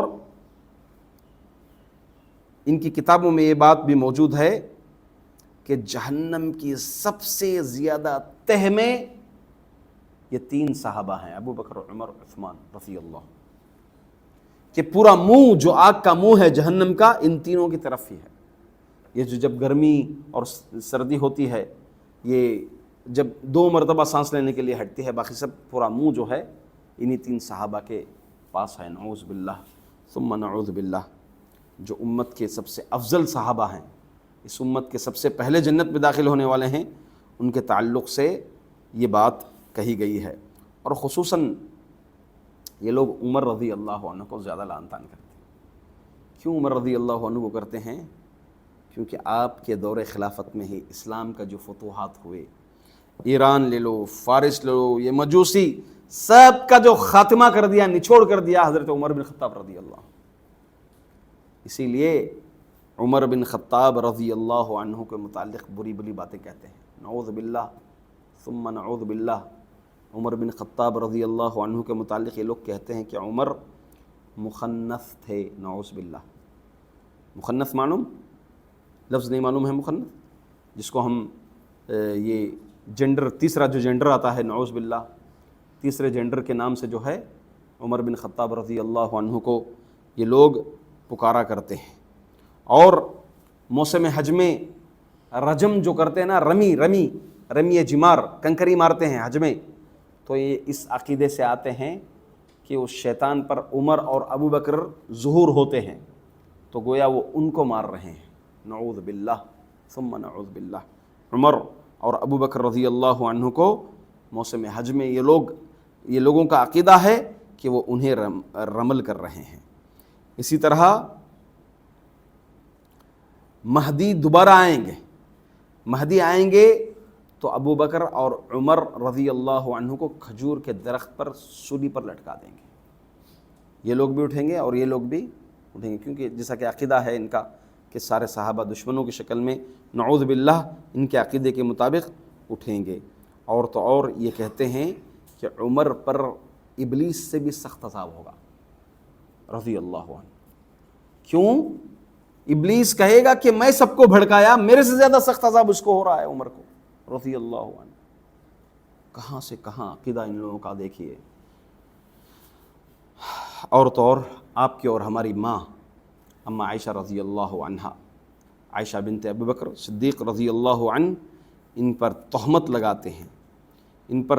لگاتے ہیں کہ وہ زانی کی اولاد ہیں، اور یہ زانیہ ہیں، نعوذ باللہ۔ میں بات بتانے سے بغیر اترائے کے بتا رہا ہوں، اس سے بڑی بات جس سے ہمارے جو ہے رونگٹے کھڑے ہو جائیں گے، ہمارا خون گرم ہو جائے گا۔ رسول اللہ صلی اللہ علیہ وسلم کے متعلق کہتے ہیں کہ اللہ کے رسول صلی اللہ علیہ وسلم کی شرمگاہ کو عذاب ہوگا، نعوذ باللہ، ان کی کتاب میں، مستند کتاب میں۔ وجہ کیا ہے؟ کیونکہ یہ زانیہ عائشہ اور حفصہ سے زنا کیے ہیں، نعوذ باللہ۔ ان کی بیویاں تھیں عائشہ و حفصہ رضی اللہ عنہ، ان سے زنا کیے ہیں، تو اللہ کے رسول صلی اللہ علیہ وسلم کی شرمگاہ کو عذاب ہوگا۔ اس طرح سے عقیدہ، اس تہ تک ان کی کتابوں میں عقیدہ انبیاء کے متعلق، خود محمد صلی اللہ علیہ وسلم کے متعلق ہے۔ کیونکہ اللہ کے رسول صلی اللہ علیہ وسلم عائشہ و حفصہ رضی اللہ عنہما سے نکاح کیا تھا، کہ مشرکہ سے انہوں نے نکاح کیا، ان سے زنا کیا، اس لیے ان کو یہ عذاب دیا جائے گا۔ اسی طرح یہ شیعہ کے عقیدوں میں سنیوں کے متعلق، ہمارے متعلق ان کا عقیدہ کیا ہے؟ ہمارے متعلق ان کا عقیدہ یہ ہے کہ اللہ تعالیٰ شیعہ کو ایک الگ مٹی سے پیدا کیا اور سنی کو الگ مٹی سے پیدا کیا۔ دونوں کی مٹیاں الگ الگ ہیں، شیعہ کی اور سنی کی۔ شیعہ جب کوئی گناہ کرتا ہے تو اس پر سنی کی مٹی کا اثر ہو جاتا ہے، اور سنی جب کوئی نیکی کرتا ہے تو شیعہ کی مٹی کا اثر ہو جاتا ہے۔ سنیوں کے متعلق ان کا شیعہ کا عقیدہ یہ ہے۔ اور اسی طرح سنیوں کو نجس مانتے ہیں، کافر مانتے ہیں، نجس۔ اللہ تعالیٰ کس کے متعلق کہا؟ یا ایھا الذین آمنوا انما المشرکون نجس، مشرکین نجس ہیں، گندے ہیں، باطنی گندے ہیں وہ۔ تو سنیوں کے متعلق یہ لوگ کہتے ہیں کہ سنی تمام کے تمام کیا ہیں؟ نجس ہیں، اور یہ سب کے سب اولاد الزنا ہیں، زناکار کی اولاد ہیں سنی جتنے بھی ہیں۔ اور وہ جیسا کہ میں نے بتایا کہ وہ نماز جو حرم میں پڑھتے ہیں، آپ ان کو دیکھے ہوں گے، اکثر و بیشتر سب سے پیچھے کھڑے ہوتے ہیں۔ آپ نوٹ کیے ہوں گے، ہم 6-7 سال وہاں رہے، ہماری تعلیم ہوئی، ہم لوگ دیکھتے تھے، کوشش یہ کرتے کہ پیچھے سے پیچھے کی صف میں کھڑے آ کر کھڑے ہوئے۔ کون؟ یہ ایرانی شیعہ۔ ان کا عقیدہ یہ ہوتا ہے کہ ہم سنیوں کی نماز جنازہ پڑھ رہے ہیں۔ جتنے بھی لوگ سامنے صفوں میں ہیں ہمارے، ہم ان سب کی کیا کر رہے ہیں؟ نماز جنازہ پڑھ رہے ہیں۔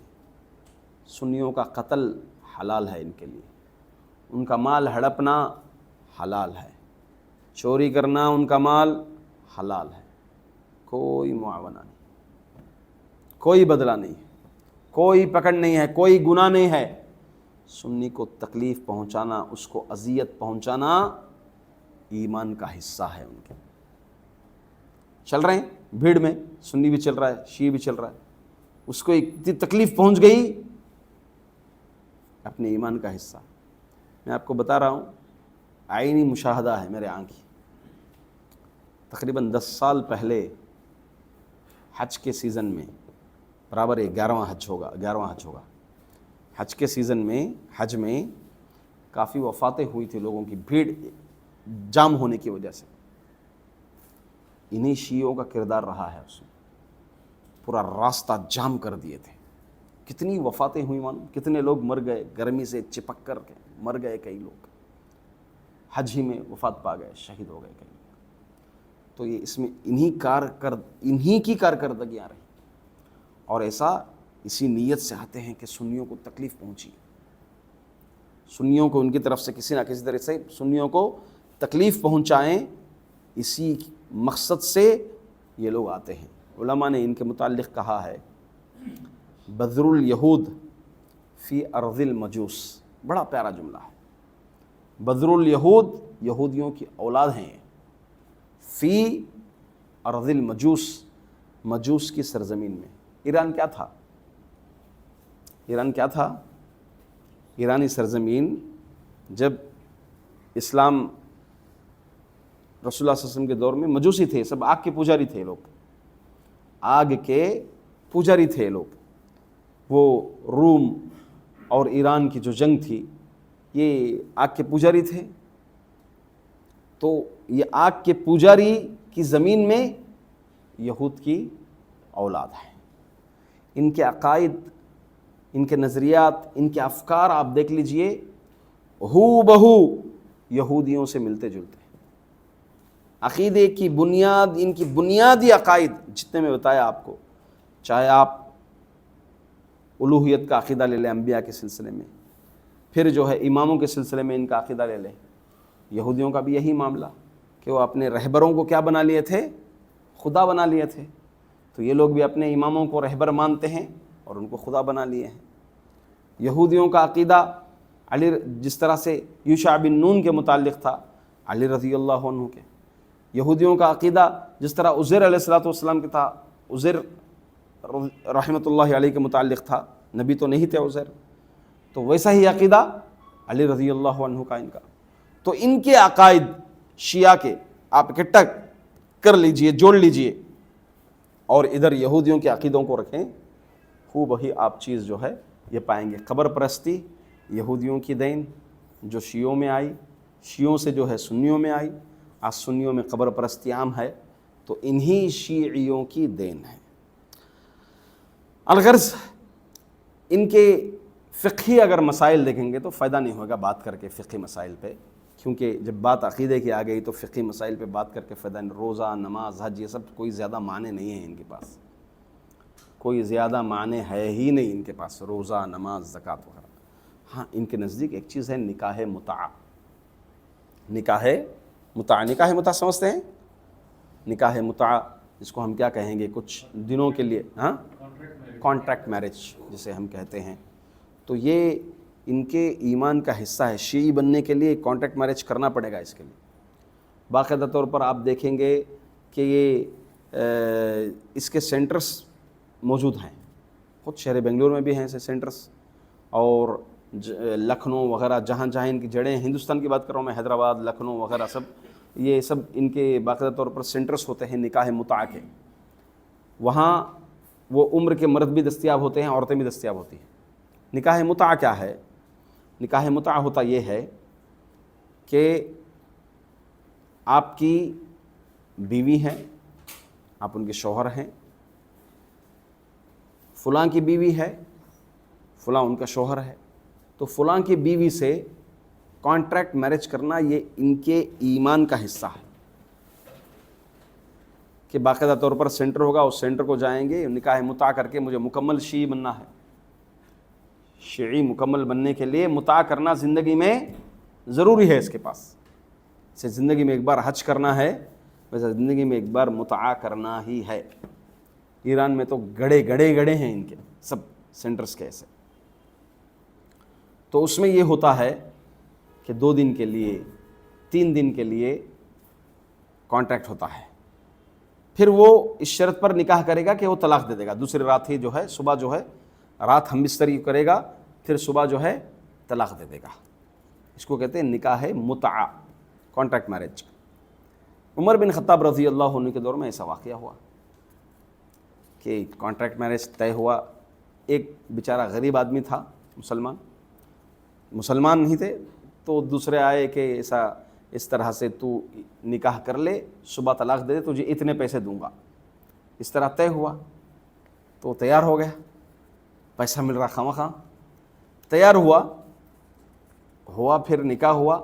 طلاق دینے کا جب وقت آیا تو طلاق دینے کے لیے تیار ہی نہیں ہوا، میں طلاق نہیں دوں گا، مجھے خواہ ایسی بیوی ملی، میں کیوں طلاق دوں۔ یہ معاملہ جب آیا تو عمر بن خطاب رضی اللہ عنہ کے پاس فیصلے کے لیے، دیکھو اس طرح ہم بات طے کیے تھے، یہ طلاق نہیں دے رہا۔ تو عمر بن خطاب رضی اللہ عنہ کے پاس جب معاملہ آیا، کہا کہ طلاق کیوں نہیں دے رہے ہو تم؟ کہا کہ میں کیوں طلاق دوں، جب میں اس کو اپنی بیوی بنا لیا تو میں کیوں طلاق دوں؟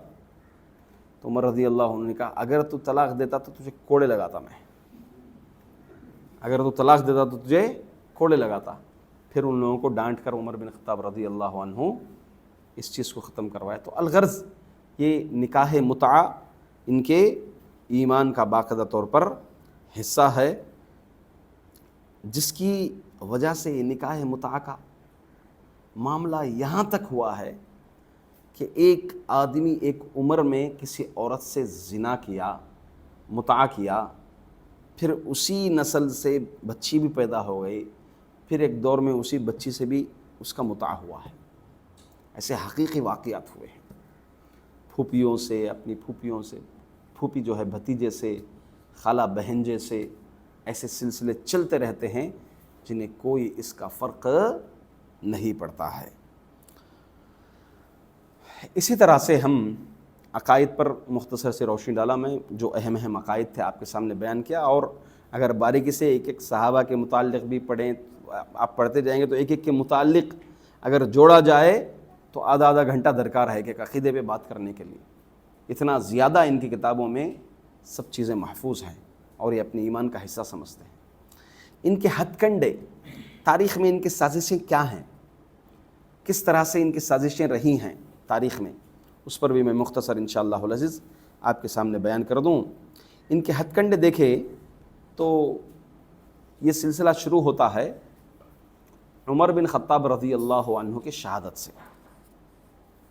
ویسے تو عمر بن خطاب رضی اللہ عنہ کی شہادت کے وقت شیعیت نہیں تھی، شیعیت نہیں تھی، مگر جو عمر بن خطاب رضی اللہ عنہ کو شہید کرنے والا تھا وہ ابو لؤلؤ فیروز تھا۔ کون تھا؟ ابو لؤلؤ فیروز۔ یہ کئی 4-5 لوگ مل کر کے پلان کیے کہ عمر بن خطاب رضی اللہ عنہ کو شہید کو، یہ آدمی مجوسی تھا، دراصل مجوسی تھا یہ، کیونکہ یہ اس فتح کیے تھے مجوسیوں کا خاتمہ کیے تھے عمر بن خطاب رضی اللہ عنہ، تو اس کا بدلہ لینے کے لیے، جس میں اس کے خاندان کے، اس کے اقربا سب جو ہے مر گئے تھے اس میں کافر کفر کے عالم میں، وہ بدلہ لینے کے لیے عمر بن خطاب رضی اللہ عنہ امامت کر رہے تھے۔ نماز میں جو ہے وہ آ کر کے عمر بن خطاب رضی اللہ عنہ کو خچر سے بھونک دیا تھا، جس کی وجہ سے یہی مرض الموت میں عمر بن خطاب رضی اللہ عنہ آئے اور اسی بنیاد پر شہید بھی ہو گئے۔ اب دیکھیے یہ فیروز، یہ شیعی نام ہے، یہ بڑے فخر سے جو ہے یہ نام لیتے ہیں، کئی کمپنیاں ہیں ان کی فیروز کے نام سے ان کی کمپنیاں ہیں شیعیت کی، بڑی بڑی حکومتی پیمانے پر ایران میں کمپنیاں ہیں ایسی، فیروز اس میں ہوتا ہے۔ اور بابا شجاع الدین ابو لؤلؤ فیروز کی درگاہ بھی ہے اس کی، سال میں ایک مرتبہ باقاعدہ طور پر اس کی عید کا دن آتا ہے۔ عمر بن خطاب رضی اللہ عنہ کی جو شہادت ہوئی، سال میں ایک مرتبہ اس کی عید مناتے ہیں یہ، کہاں جا کر؟ ابو لؤلؤ فیروز کی قبر کے پاس جا کر کے نذرانے پیش کرتے ہیں اس کی قبر کے پاس، لاکھوں نذرانے جو ہے پیش کرتے ہیں، کیونکہ اس نے جو ہے عمر بن خطاب رضی اللہ عنہ کو کیا کیا تھا؟ قتل کیا تھا۔ چونکہ شیعیت نہیں تھی مگر وہی کی سرزمین تھی، جس سرزمین میں شیعیت آئی وہ اسی سرزمین کا تھا۔ اس کے بعد پھر جو ہے عمر بن خطاب رضی اللہ عنہ کی شہادت کے بعد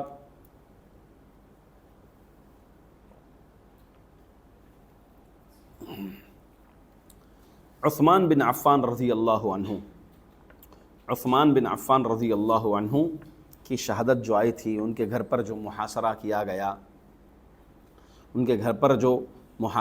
گیا، یہ بھی جو ہے خوارجی ایک فکر تھی جو عثمان بن عفان رضی اللہ عنہ کے خلاف جو ہے ورغلایا گیا تھا، اور اہل بیت کی محبت کی طرف اشارہ کر کے ایک طرح سے جو ہے عثمان بن عفان رضی اللہ عنہ سے زیادہ حقدار علی رضی اللہ عنہ کو وہ لوگ جو ہے اس وقت سے کچھ لوگوں کے افکار اس میں نظریات آ گئے تھے، جو عثمان بن عفان رضی اللہ عنہ تلاوت قرآن کر رہے تھے، اس وقت تلاوت کے وقت جو ہے آپ کے گھر پر محاصرہ کر کے جو ہے مار دیا گیا تھا، مگر ابھی بھی شیعیت جو ہے رونما نہیں ہوئی تھی۔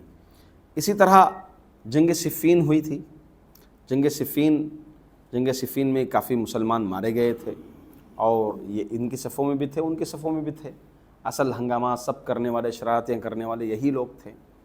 تو جنگ صفین کے بعد جو جنگ نہروان ہوئی تھی، جنگ نہروان کے بعد جنگ صفین میں جو فیصلہ ہوا تھا اللہ ایک ادھر سے دو صحابہ ابو موسیٰ اشعری رضی اللہ عنہ اور مد مقابل سے 2 صحابہ جو ہے اس فیصلے کے لیے سب لوگ پوری جماعت راضی ہو کر کے فیصلہ ہوا تھا. تو اس فیصلے کے بعد جو ہے کئی لوگ یہ افکار و نظریات اپنے اندر لا لیے تھے شیعیت کے. یہ خوارجی افکار جو ہے اس طرح ابلے کہ شیعی افکار، شیعی نظریات جو ہے ان کے اندر آ گئے. خود اپنے آپ کو شیعہ علی رضی اللہ عنہ کی محبت میں اتنا غالب ہو گئے کہ علی رضی اللہ عنہ کو کیا ہے یہ حق پر سمجھتے تھے، علی رضی اللہ عنہ ہی حق پر ہیں. تو اس طرح سے علی رضی اللہ عنہ کے ساتھ رہے اور خود علی رضی اللہ عنہ کی محبت کا دعویٰ دے کر کے، محبت کا نام دے کر کے علی رضی اللہ عنہ کی غلو پر اتر گئے تھے لوگ. جیسا کہ میں بتایا تھا کہ آپ کی الوہیت کا دعویٰ کر رہے تھے اور آپ کو جو ہے زمین کا رب ماننے لگے تھے. آپ کے اندر غیب دان تھے اور آپ مردوں کو زندہ کرتے تھے. ایسے جو ہے کئی نظریات جو ہے علی رضی اللہ عنہ کے لائے. پھر علی رضی اللہ عنہ کو خود جو ہے کیا کر دیا گیا تھا؟ شہید کر دیا گیا تھا. کیسے؟ خچر چبا کر کے ہی علی رضی اللہ عنہ کو خچر چبا کر ہی.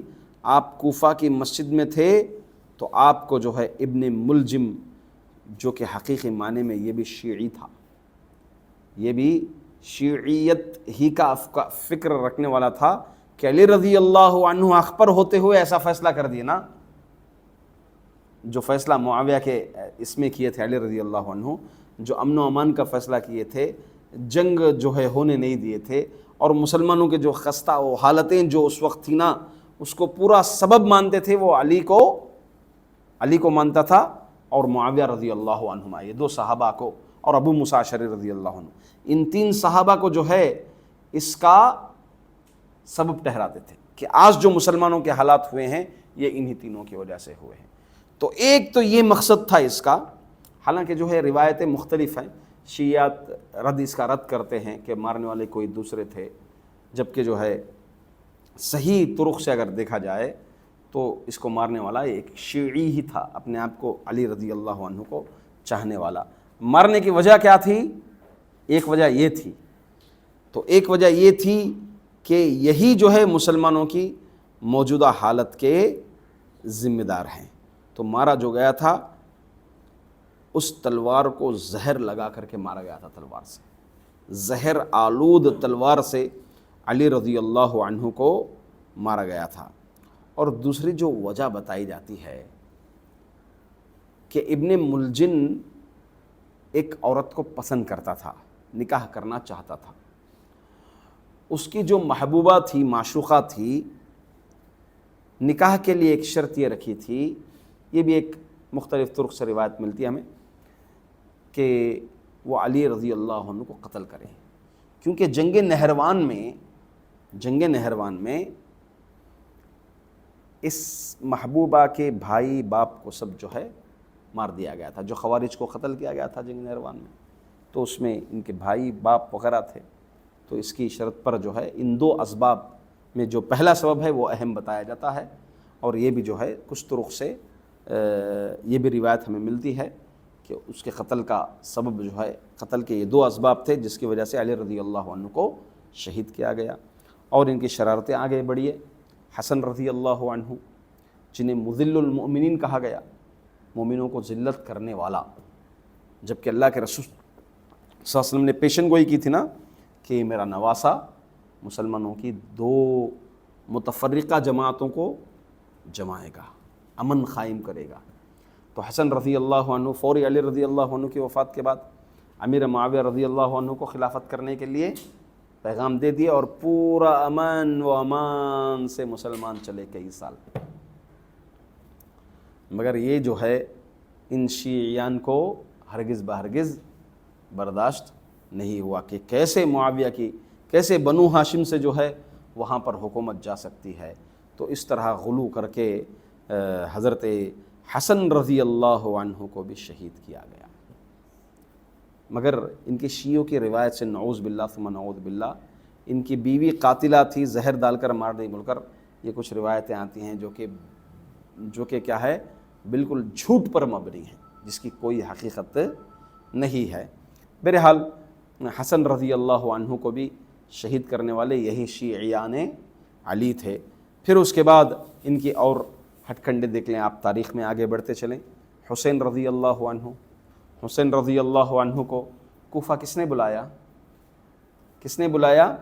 یہی عراق کے شیعی بلائے کہ دیکھو یہاں پر معاویہ اس طرح کر رہے ہیں، ہم تو علی رضی اللہ عنہ کو چاہنے والے ہیں، آپ ان کے فرزند ہیں، آپ نواسۂ رسول ہیں۔ روایات میں آتا ہے، تاریخ میں اتنے خطوط عراق سے آئے، اتنے خطوط آئے، تقریباً ان خطوط کی تعداد 2 اونٹوں کی جیسی تھی۔ بڑے بڑے جو اونٹیں لادے جاتے ہیں جانوروں پر، اتنی تعداد میں خطوط آئے ہوئے تھے کہ آپ آ جائیں، ہم آپ پر بیعت کرنے کے لیے تیار ہیں۔ تو ایک طرح سے حسین رضی اللہ عنہ کا اجتہاد تھا، وہ ہے نا، جبکہ کئی صحابہ اکرام جو ہے، عبداللہ بن عباس رضی اللہ عنہما اور دیگر صحابہ اکرام سب راستہ سب آ کر کے روک رہے تھے کہ آپ مت جائیے، آپ جانتے ہیں کہ آپ کے والد کے ساتھ کیا کیا تھا وہ سرزمین والوں نے، اتنا سمجھائے۔ بہرحال مقدر ان کا یہی تھا حسین رضی اللہ عنہ کا، چونکہ اللہ کے رسول صلی اللہ علیہ وسلم ان کے متعلق فضیلت بھی بیان کی تھی، تو علماء اس کی حکمت یہ بیان کرتے ہیں کہ اس فضیلت پر فائز ہونے کے لیے، کیونکہ جو شروع میں صحابہ کرام قربانیاں دیے ہیں، حسین رضی اللہ عنہ پورے امن و امان میں پیدا ہوئے مدینے میں، تو یہ گویا اس مقام پر پہنچنے کے لیے مومنوں کو کیا ہے، آزمائشیں ہوتی ہیں، تکلیفیں ہوتی ہیں، تو اس کے درجات بلند ہوتے ہیں، تو ان کے درجات بلند کرنے کا ہو سکتا ہے ایک حکمت سبب ہو، ذریعہ ہو، تو وہ ایک کیا تھا، اجتہاد تھا۔ حسین رضی اللہ عنہ امیدیں لے کر گئے تھے، اور ان کو بھی ایسی امیدیں دلائی گئی تھی، وہ اپنے چچا زاد بھائی کو بھی بھیجے تھے وہاں پر تحقیق کرنے کے لیے۔ جواباً آیا تھا کہ یہ لوگ سب تیار ہیں، ابھی راستے میں تھے، راستے میں خط پہنچا کہ لوگ مکر گئے ہیں، آپ یہاں سے چلے جائیں۔ قریب تھے وہ راستے کے بالکل قریب تھے، یہ لوگ مکر گئے ہیں، بعد میں آیا لیٹر، ان کو خط آیا۔ تو گئے وہاں کربلا کے میدان میں، جو ہے کیا ہوا معاملہ کہ اس کو جنگ نہیں کہیں گے، کربلا کی جنگ تھی یہ تو کچھ خواتین کے ساتھ گئے تھے۔ بالکل جو ہے یزید اس وقت نہیں چاہ رہا تھا، یزید رحمہ اللہ علیہ بالکل نہیں چاہ رہے تھے کہ ایسا معاملہ ہو، ان کے علم کے باہر ہوا تھا یہ چیز۔ الغرض حسین رضی اللہ عنہ کو کیا کر دیا گیا، شہید کر دیا گیا تھا۔ اس کے بعد اچھا سلوک جو ہے یزید رحمۃ اللہ علیہ جو ہے ان کے ساتھ کیے تھے۔ ان کے جملے ہیں باقاعدہ طور پر، ان کے نانا میرے نانا سے افضل ہیں، ان کے باپ میرے باپ سے افضل ہیں، ہاں یہ سب یزید کے جملے رہے۔ بڑی ہی قدردانی کے ساتھ پوری فیملی کو یزید جو ہے پورے امن و امان کے ساتھ حسین رضی اللہ عنہ کی بھیجا تھا۔ تو یہ ان کی شرارتیں ہیں کہ حسین رضی اللہ عنہ کو بلا کر کے میدان سے بھاگ گئے تھے، کوئی آگے نہیں بڑھے تھے۔ اسی طرح یہی معاملہ زین العابدین کے ساتھ ہوا۔ علی جن کا نام تھا، زین العابدین جن کا لقب تھا، حسین رضی اللہ عنہ کے بیٹے، ان کے ساتھ بھی یہی معاملہ ہوا کہ انہیں بھی ورغلا کر کے آگے بلائے۔ جب یہ گئے تو کوئی نہیں، کھلے اس میں کوفہ میں جو ہے کھلے عام ان کو پھانسی دی گئی۔ سب کے سب ورغلانے والے سب جو ہے خاموش تھے۔ اسی طرح سے ان کی شرارتیں مزید اگر آگے بڑھتی جائیں تو 4 صدی ہجری میں بڑی شرارتی ہوئی تھی۔ 4 صدی ہجری کے آغاز میں قرامطہ، میں نے کہا نا یہ اسماعیلیہ کے نام سے جو لوگ تھے، شروع اسلام میں سب سے زیادہ ان کی طرف سے کافی نقصان ہوا ہے۔ تو یہ قرامطہ سن 34 ہجری کے آغاز میں حج کے سیزن میں حاجیوں پر حملہ کیا تھا۔ تاریخ کی سب سے بڑی شرارت ہے، تاریخ کی سب سے بڑی شرارت ہے۔ حاجیوں پر حملہ کیا، اور ان کا جو سربراہ تھا شیطان، وہ کعبۃ اللہ کے پاس گیا اور کعبۃ اللہ پر پیشاب کیا۔ پیشاب کرتے ہوئے یہ کہہ رہا تھا کہ کہاں ہے تمہارا رب، بلاؤ، کہو کہ وہ ابابیل کو بھیجے۔ کہاں ہے ابابیل، کہاں ہے تمہارا رب؟ نعوذ باللہ ثم نعوذ باللہ۔ کئی حاجیوں کو جو ہے وہاں پر، کئی مسلمانوں کو جو ہے قتل کر دیا گیا، اور عورتوں کے ساتھ بدکاری کی گئی حج کے سیزن میں۔ حج کے ایام میں مسلمان عورتوں کے ساتھ بدکاریاں کی گئی، کعبۃ اللہ کا دروازہ نکال لیا گیا تھا، نکال کر لے کر چلے گئے تھے، اور حجر اسود بھی لے گئے تھے۔ حجر اسود جو کہ جنت کے پتھر کو یہ شیطان کا پتھر کہتے ہوئے اس حجر اسود، پھر 10 سال کے بعد حجر اسود کو واپس لا کر رکھا گیا، اور اس کے پیچھے ایک لمبی تاریخ ہے۔ حجر اسود کی تاریخ میں آپ لوگ پڑھیں گے تو یہ چیز آپ کو ملے گی۔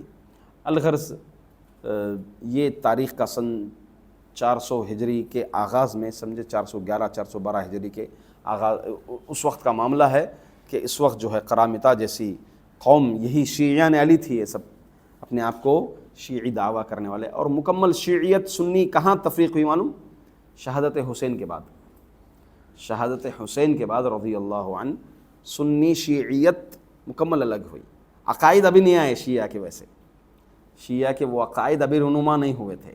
شیعی سنی مکمل جو الگ ہوئے، چاہنے والے علی و آل بیت کو اور برابر چاہنے والے، جو حق ہے ویسے چاہنے والے، غلو کے ساتھ چاہنے والے، یہ دونوں الگ ہوئے۔ 4 صدی ہجری کے بعد آپ دیکھیں اسی طرح سے مصر کے اندر یہ لوگ یہود اور نصارہ کے ساتھ مل کر مصر میں وہاں پر بھی کافی نقصان پہنچایا۔ مصر میں کیا کیا؟ مسلمانوں کو کافی نقصان پہنچایا۔ مجاہد اسلام صلاح الدین ایوبی رحمہ اللہ علیہ یہ رافضہ کو بھانپ لیے تھے۔ یہ مصر کے اندر جو ان کی شرارتیں پھیلی تھی، اتنی زیادہ پھیلی تھی، بیت المقدس تک وہ جا سکتے تھے شروعات میں ہی فتح کرنے کے لیے، مگر کئی دنوں تک مصر میں رک گئے تھے وہ۔ جب ان سے پوچھا گیا کہ آپ آخر کار کیوں نہیں نکل رہے ہیں، نکل سکتے تھے، کوئی جواب نہیں دیے تھے وہ۔ اس کے بعد بیت المقدس فتح ہونے کے بعد جب ان سے پوچھا گیا کہ آپ مصر میں اتنے ایام کیوں رکے، تو آپ جواباً یہ کہا کہ جب تک میں ان مصر سے ان رافضیوں کو ختم نہ کر دوں، کیونکہ رافضی کے ہوتے ہوئے بیت المقدس فتح کرنا یہ ناممکن تھا۔ سبحان اللہ، اس چیز کو، ان رافضیوں کی، ان شیعیت کی شرارتوں کو صلاح الدین ایوبی نے پہچان لیا تھا، کیونکہ تاریخ کے آغاز سے بھی آپ دیکھیں گے اسلام کو نقصان پہنچانے کے لیے یہ بالکل یہودی قوم کی طرح ہی ہے۔ یہ خود سے آگے نہیں آتے ہیں، بلکہ دوسروں کو پش کرتے ہیں۔ دوسروں کو کیا کرتے ہیں؟ پش کرتے ہیں، دوسروں کو سامنے ڈھکیلتے ہیں۔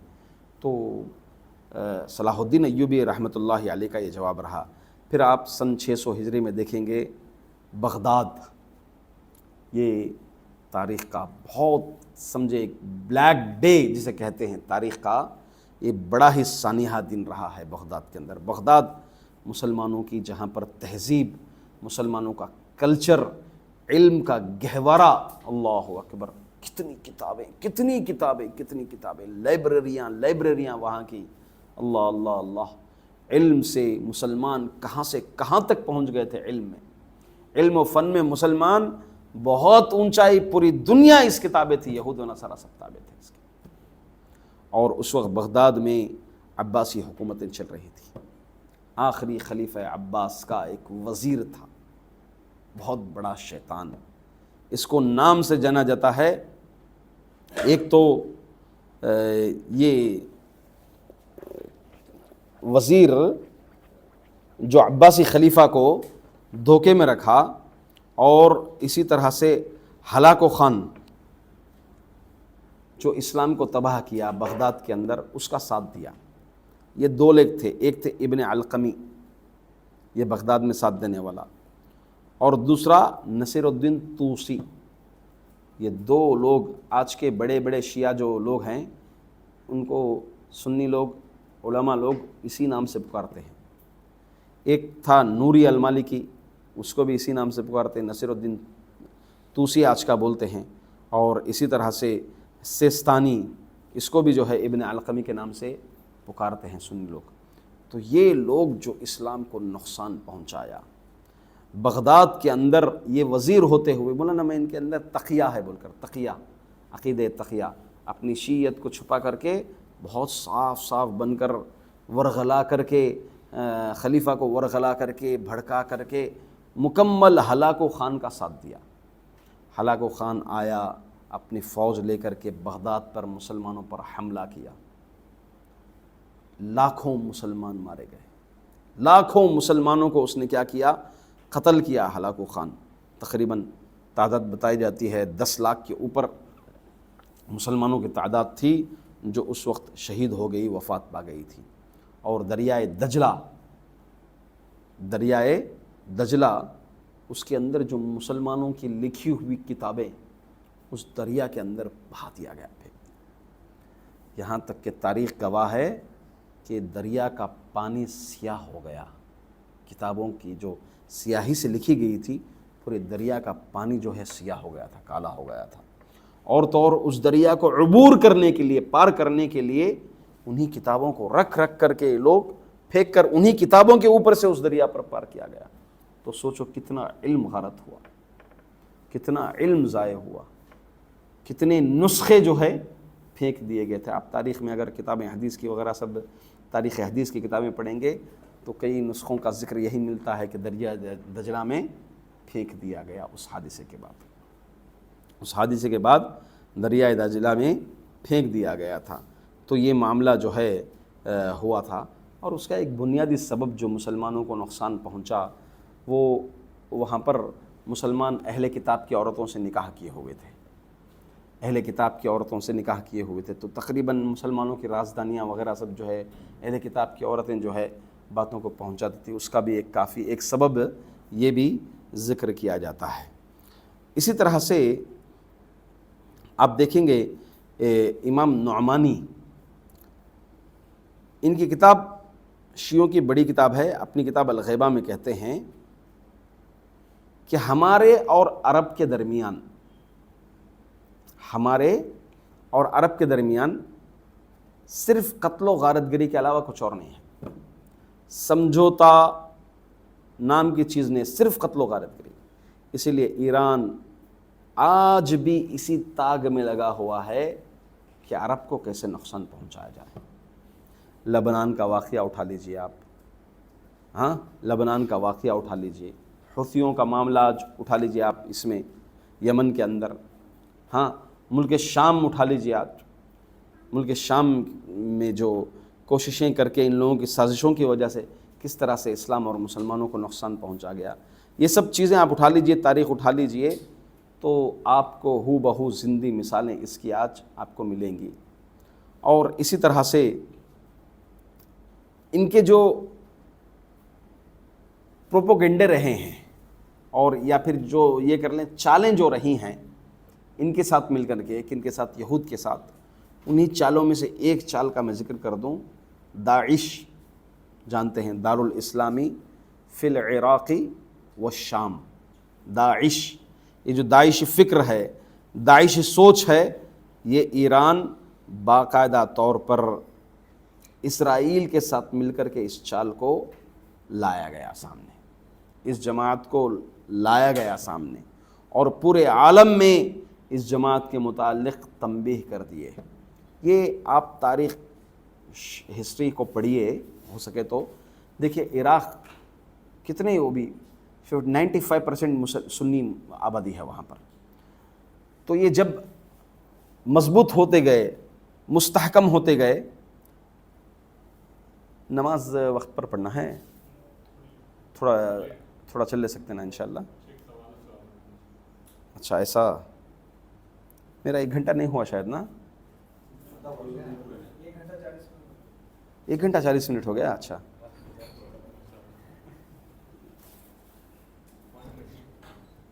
اچھا اچھا، تو کچھ دیر انشاءاللہ اشارے دیتے ہو، میرے پاس ابھی بہت ہے، ویسے ہسٹری تو آپ لوگ پڑھ لیں گے انشاءاللہ العزیز۔ الغرض جہاں بھی عراق جب مضبوط ہو رہا تھا، مستحکم ہو رہا تھا، جب اس کے اندر دفاعی صلاحیت اپنے آپ میں، علم و اس میں سب دوبارہ جب ترقی کر لیا، تو یہ داعش کی چال ہے، یہ داعش جیسی چال ایران جو ہے اسرائیل کے ساتھ مل کر کیا ہے کہ بس اسی نام سے دوبارہ جو ہے کتنے مسلمانوں کو، سنی مسلمانوں کو قتل کیا گیا، کتنے سنی مسلمانوں کو شام میں ہو، عراق میں ہو، مصر میں ہو، کتنے سنی مسلمانوں کو جو ہے قتل کیا گیا، غارت کیا گیا۔ اور تو اور اگر حقیقت میں یہ اس کی تو فائنل بات نہیں آئی ہے، یہ جائزے کے طور پر آپ دیکھیے، کھلے جائزے آپ کے سامنے ہیں۔ اگر واقعی داعش دارالاسلامی فی العراق والشام کہ دارالاسلام کا گڑھ عراق اور شام میں بننا چاہ رہا ہوں بول کر داعش کا اگر یہ وعدہ ہے، دعویٰ ہے، تو آپ سوچئے کہ آج تک داعش اسرائیل کے خلاف ایک بم باری بھی نہیں کیا ہے، ایک پٹاخہ بھی نہیں۔ داعش کی جتنی بھی شرارتیں ہوئی ہیں مسلم کنٹریوں میں ہی ہوئی ہے نا، جانتے ہیں نا آپ لوگ، تاریخ جانتے ہیں اچھے سے۔ کہیں پر مسلمان مضبوط ہو کر پختہ ہونے کی کوشش کرتے ہیں، کچھ ایک سے دو تین کنٹری سمجھوتے کی بات ہوتی ہے تو فوری طور پر وہاں پر داعش جو ہے آتے ہیں اور خود شرارتی کرتے ہیں۔ اگر ویسی بات ہو، واقعی دارالاسلام فی العراق والشام کی بات ہے، تو عراق میں کیوں قائم نہیں ہوئی ابھی تک؟ ملک شام میں، سیریا میں ابھی تک یہ چیز قائم کیوں نہیں ہوئی ہے؟ کیونکہ ان تمام امور سے بات واضح ہوتی ہے کہ یہ سراسر اسرائیل اور ایران کی طے شدہ ان دونوں کی چال ہے۔ اسی طرح سے ایران اور اسرائیل، ان کے جو مضبوط علاقات ہیں، آپ دیکھ لیجئے، تاریخی روح سے بھی آپ جانتے بھی ہوں گے انشاءاللہ العزیز، کتنے ایرانی یہودی اسرائیل کے بڑے بڑے پوسٹ میں ہیں آج، امریکہ وغیرہ میں سب، اور کتنے اسرائیلی یہودی ایران کے اندر آج علاقے ہیں ان لوگوں کے، اور بڑے بڑے پوسٹوں پر ہیں۔ خود ایران کا ایک بڑا شہر نہروان، تہران جانتے ہوں گے آپ، تہران میں سنیوں کی تعداد لاکھوں ہیں، لاکھوں، کروڑ کے اوپر کچھ تعداد ہے۔ تہران شہر میں ایک بھی سنی مسجد نہیں ہے، اس کے مقابلے میں کچھ ہزار کے تعداد میں یہودی ہیں، 200 سے زائد عبادت خانے موجود ہیں یہودیوں کے۔ آج یہ ایران کی بات کر رہا ہوں میں، 200 سے زائد جو ہے عبادت خانے آج وہاں پر موجود ہیں۔ مسلمان کروڑ کے قریب ہیں، مگر وہاں پر مسلمانوں کی ایک بھی مسجد آپ کو تہران کے اندر نہیں ملتی۔ اسی طرح آپ دیکھیں گے کہ اسرائیل سے باہر 30,000 سے زائد یہودی ایران کے اندر رہتے ہیں، سب سے زیادہ یہودی رہتے ہیں اسرائیل میں۔ اگر سیکنڈ تعداد آپ دیکھ لیں گے تو سیدھا ایران میں ہی ملے گی آپ کو۔ یہودی ہیں ہی پوری دنیا میں کم، سب سے زیادہ اسرائیل میں رہتے ہیں، اسرا میں، اور دوسرا جو ہے سب سے زیادہ رہتے ہیں تو ایران میں رہتے ہیں۔ بلکہ ان کی آدھی فوج، کس کی؟ اسرائیل کی آدھی فوج ایرانی یہودی ہیں۔ تو یہ بتانے کا مقصد یہی ہے کہ ایران ہر طرح سے تقیے کو سامنے رکھ کر، اس عقیدے کو سامنے رکھ کر کے سنیوں مسلمانوں کو نقصان پہنچانے کے لیے برابر قدم بقدم یہودیوں کے ہے، جس کی وجہ سے جو ہے یہ سب نقصانات آج ہم کو دیکھنے کو مل رہے ہیں۔ سنیوں میں جو افتراقات ہیں، سنیوں کے جو قتل عام ہو رہے ہیں، آج جو فی الحال جنگ جو چل رہی ہے، یہ جنگ کسی مذہبی بیس پر نہیں ہو رہی ہے۔ خلاصے کے طور پر آپ کو میں بتا دوں، یہ مذہبی بیس پر نہیں ہو رہی ہے، یہ بس ایک مادی زمینی غرض سے یہ جنگ ہو رہی ہے۔ اس کو ہم اسلام کی جنگ قطعاً نہ سمجھیں، بلکہ اس میں یہ سمجھیں کہ اللہ تعالیٰ ایک مظلوم کو دوسرے مظلوم پر کیا ہے؟ تیار کیا ہے۔ اور دوسری طرح سے ہمیں جو ہے آج کے اس پس منظر میں دعا کو ملحوظ رکھنا ہے کہ اللہ تعالیٰ اس دائرے میں مسلمانوں کی حفاظت فرمائے اس جنگ کے درمیان۔ اور تیسری طرف سے ہمارے ذہن میں یہ ہونا چاہیے کہ اگر ایک طرف یہودی جو کھلا دشمن ہے، اسرائیل مسلمانوں کا جو کھلا دشمن ہے، جس نے لاکھوں مسلمانوں کو قتل کیا، تو دوسری طرف ہمارے ذہن میں یہ ہونا چاہیے کہ ایرانی کروڑوں مسلمان کا قتل کیے ہیں، کروڑوں سنیوں کا قتل کیے ہیں۔ ایک طرف یہودی اسلام دشمن ہے تو دوسری طرف یہ شیعی رافضی یہ بھی اسلام دشمن ہے۔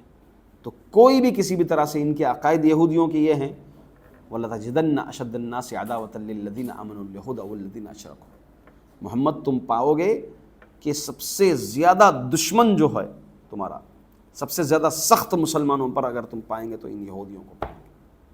اور یہ یہودیوں کی اولاد ہیں، بذر الیہود فی ارض المجوس، جس کو علماء نے تعبیر کی ہے یہ یہودیوں کی اولاد ہی ہے جو شیعی کے نام سے آج مسلمانوں پر، اسلام کو نقصان اٹھانے پر، نقصان کرنے پر تلی ہوئی ہے۔ ہم اللہ تعالیٰ سے دعا کرتے ہیں کہ اللہ رب العزت ہمیں اس جماعت سے، اس مذہب سے متنبہ رہنے کی توفیق عطا فرمائیں، اور ان کے مذہب کی پرچار جو ہے ہمارے دوسرے مسلمانوں میں کرتے رہنے کے اللہ ہم تمام کو توفیق عنایت فرمائیں، آمین۔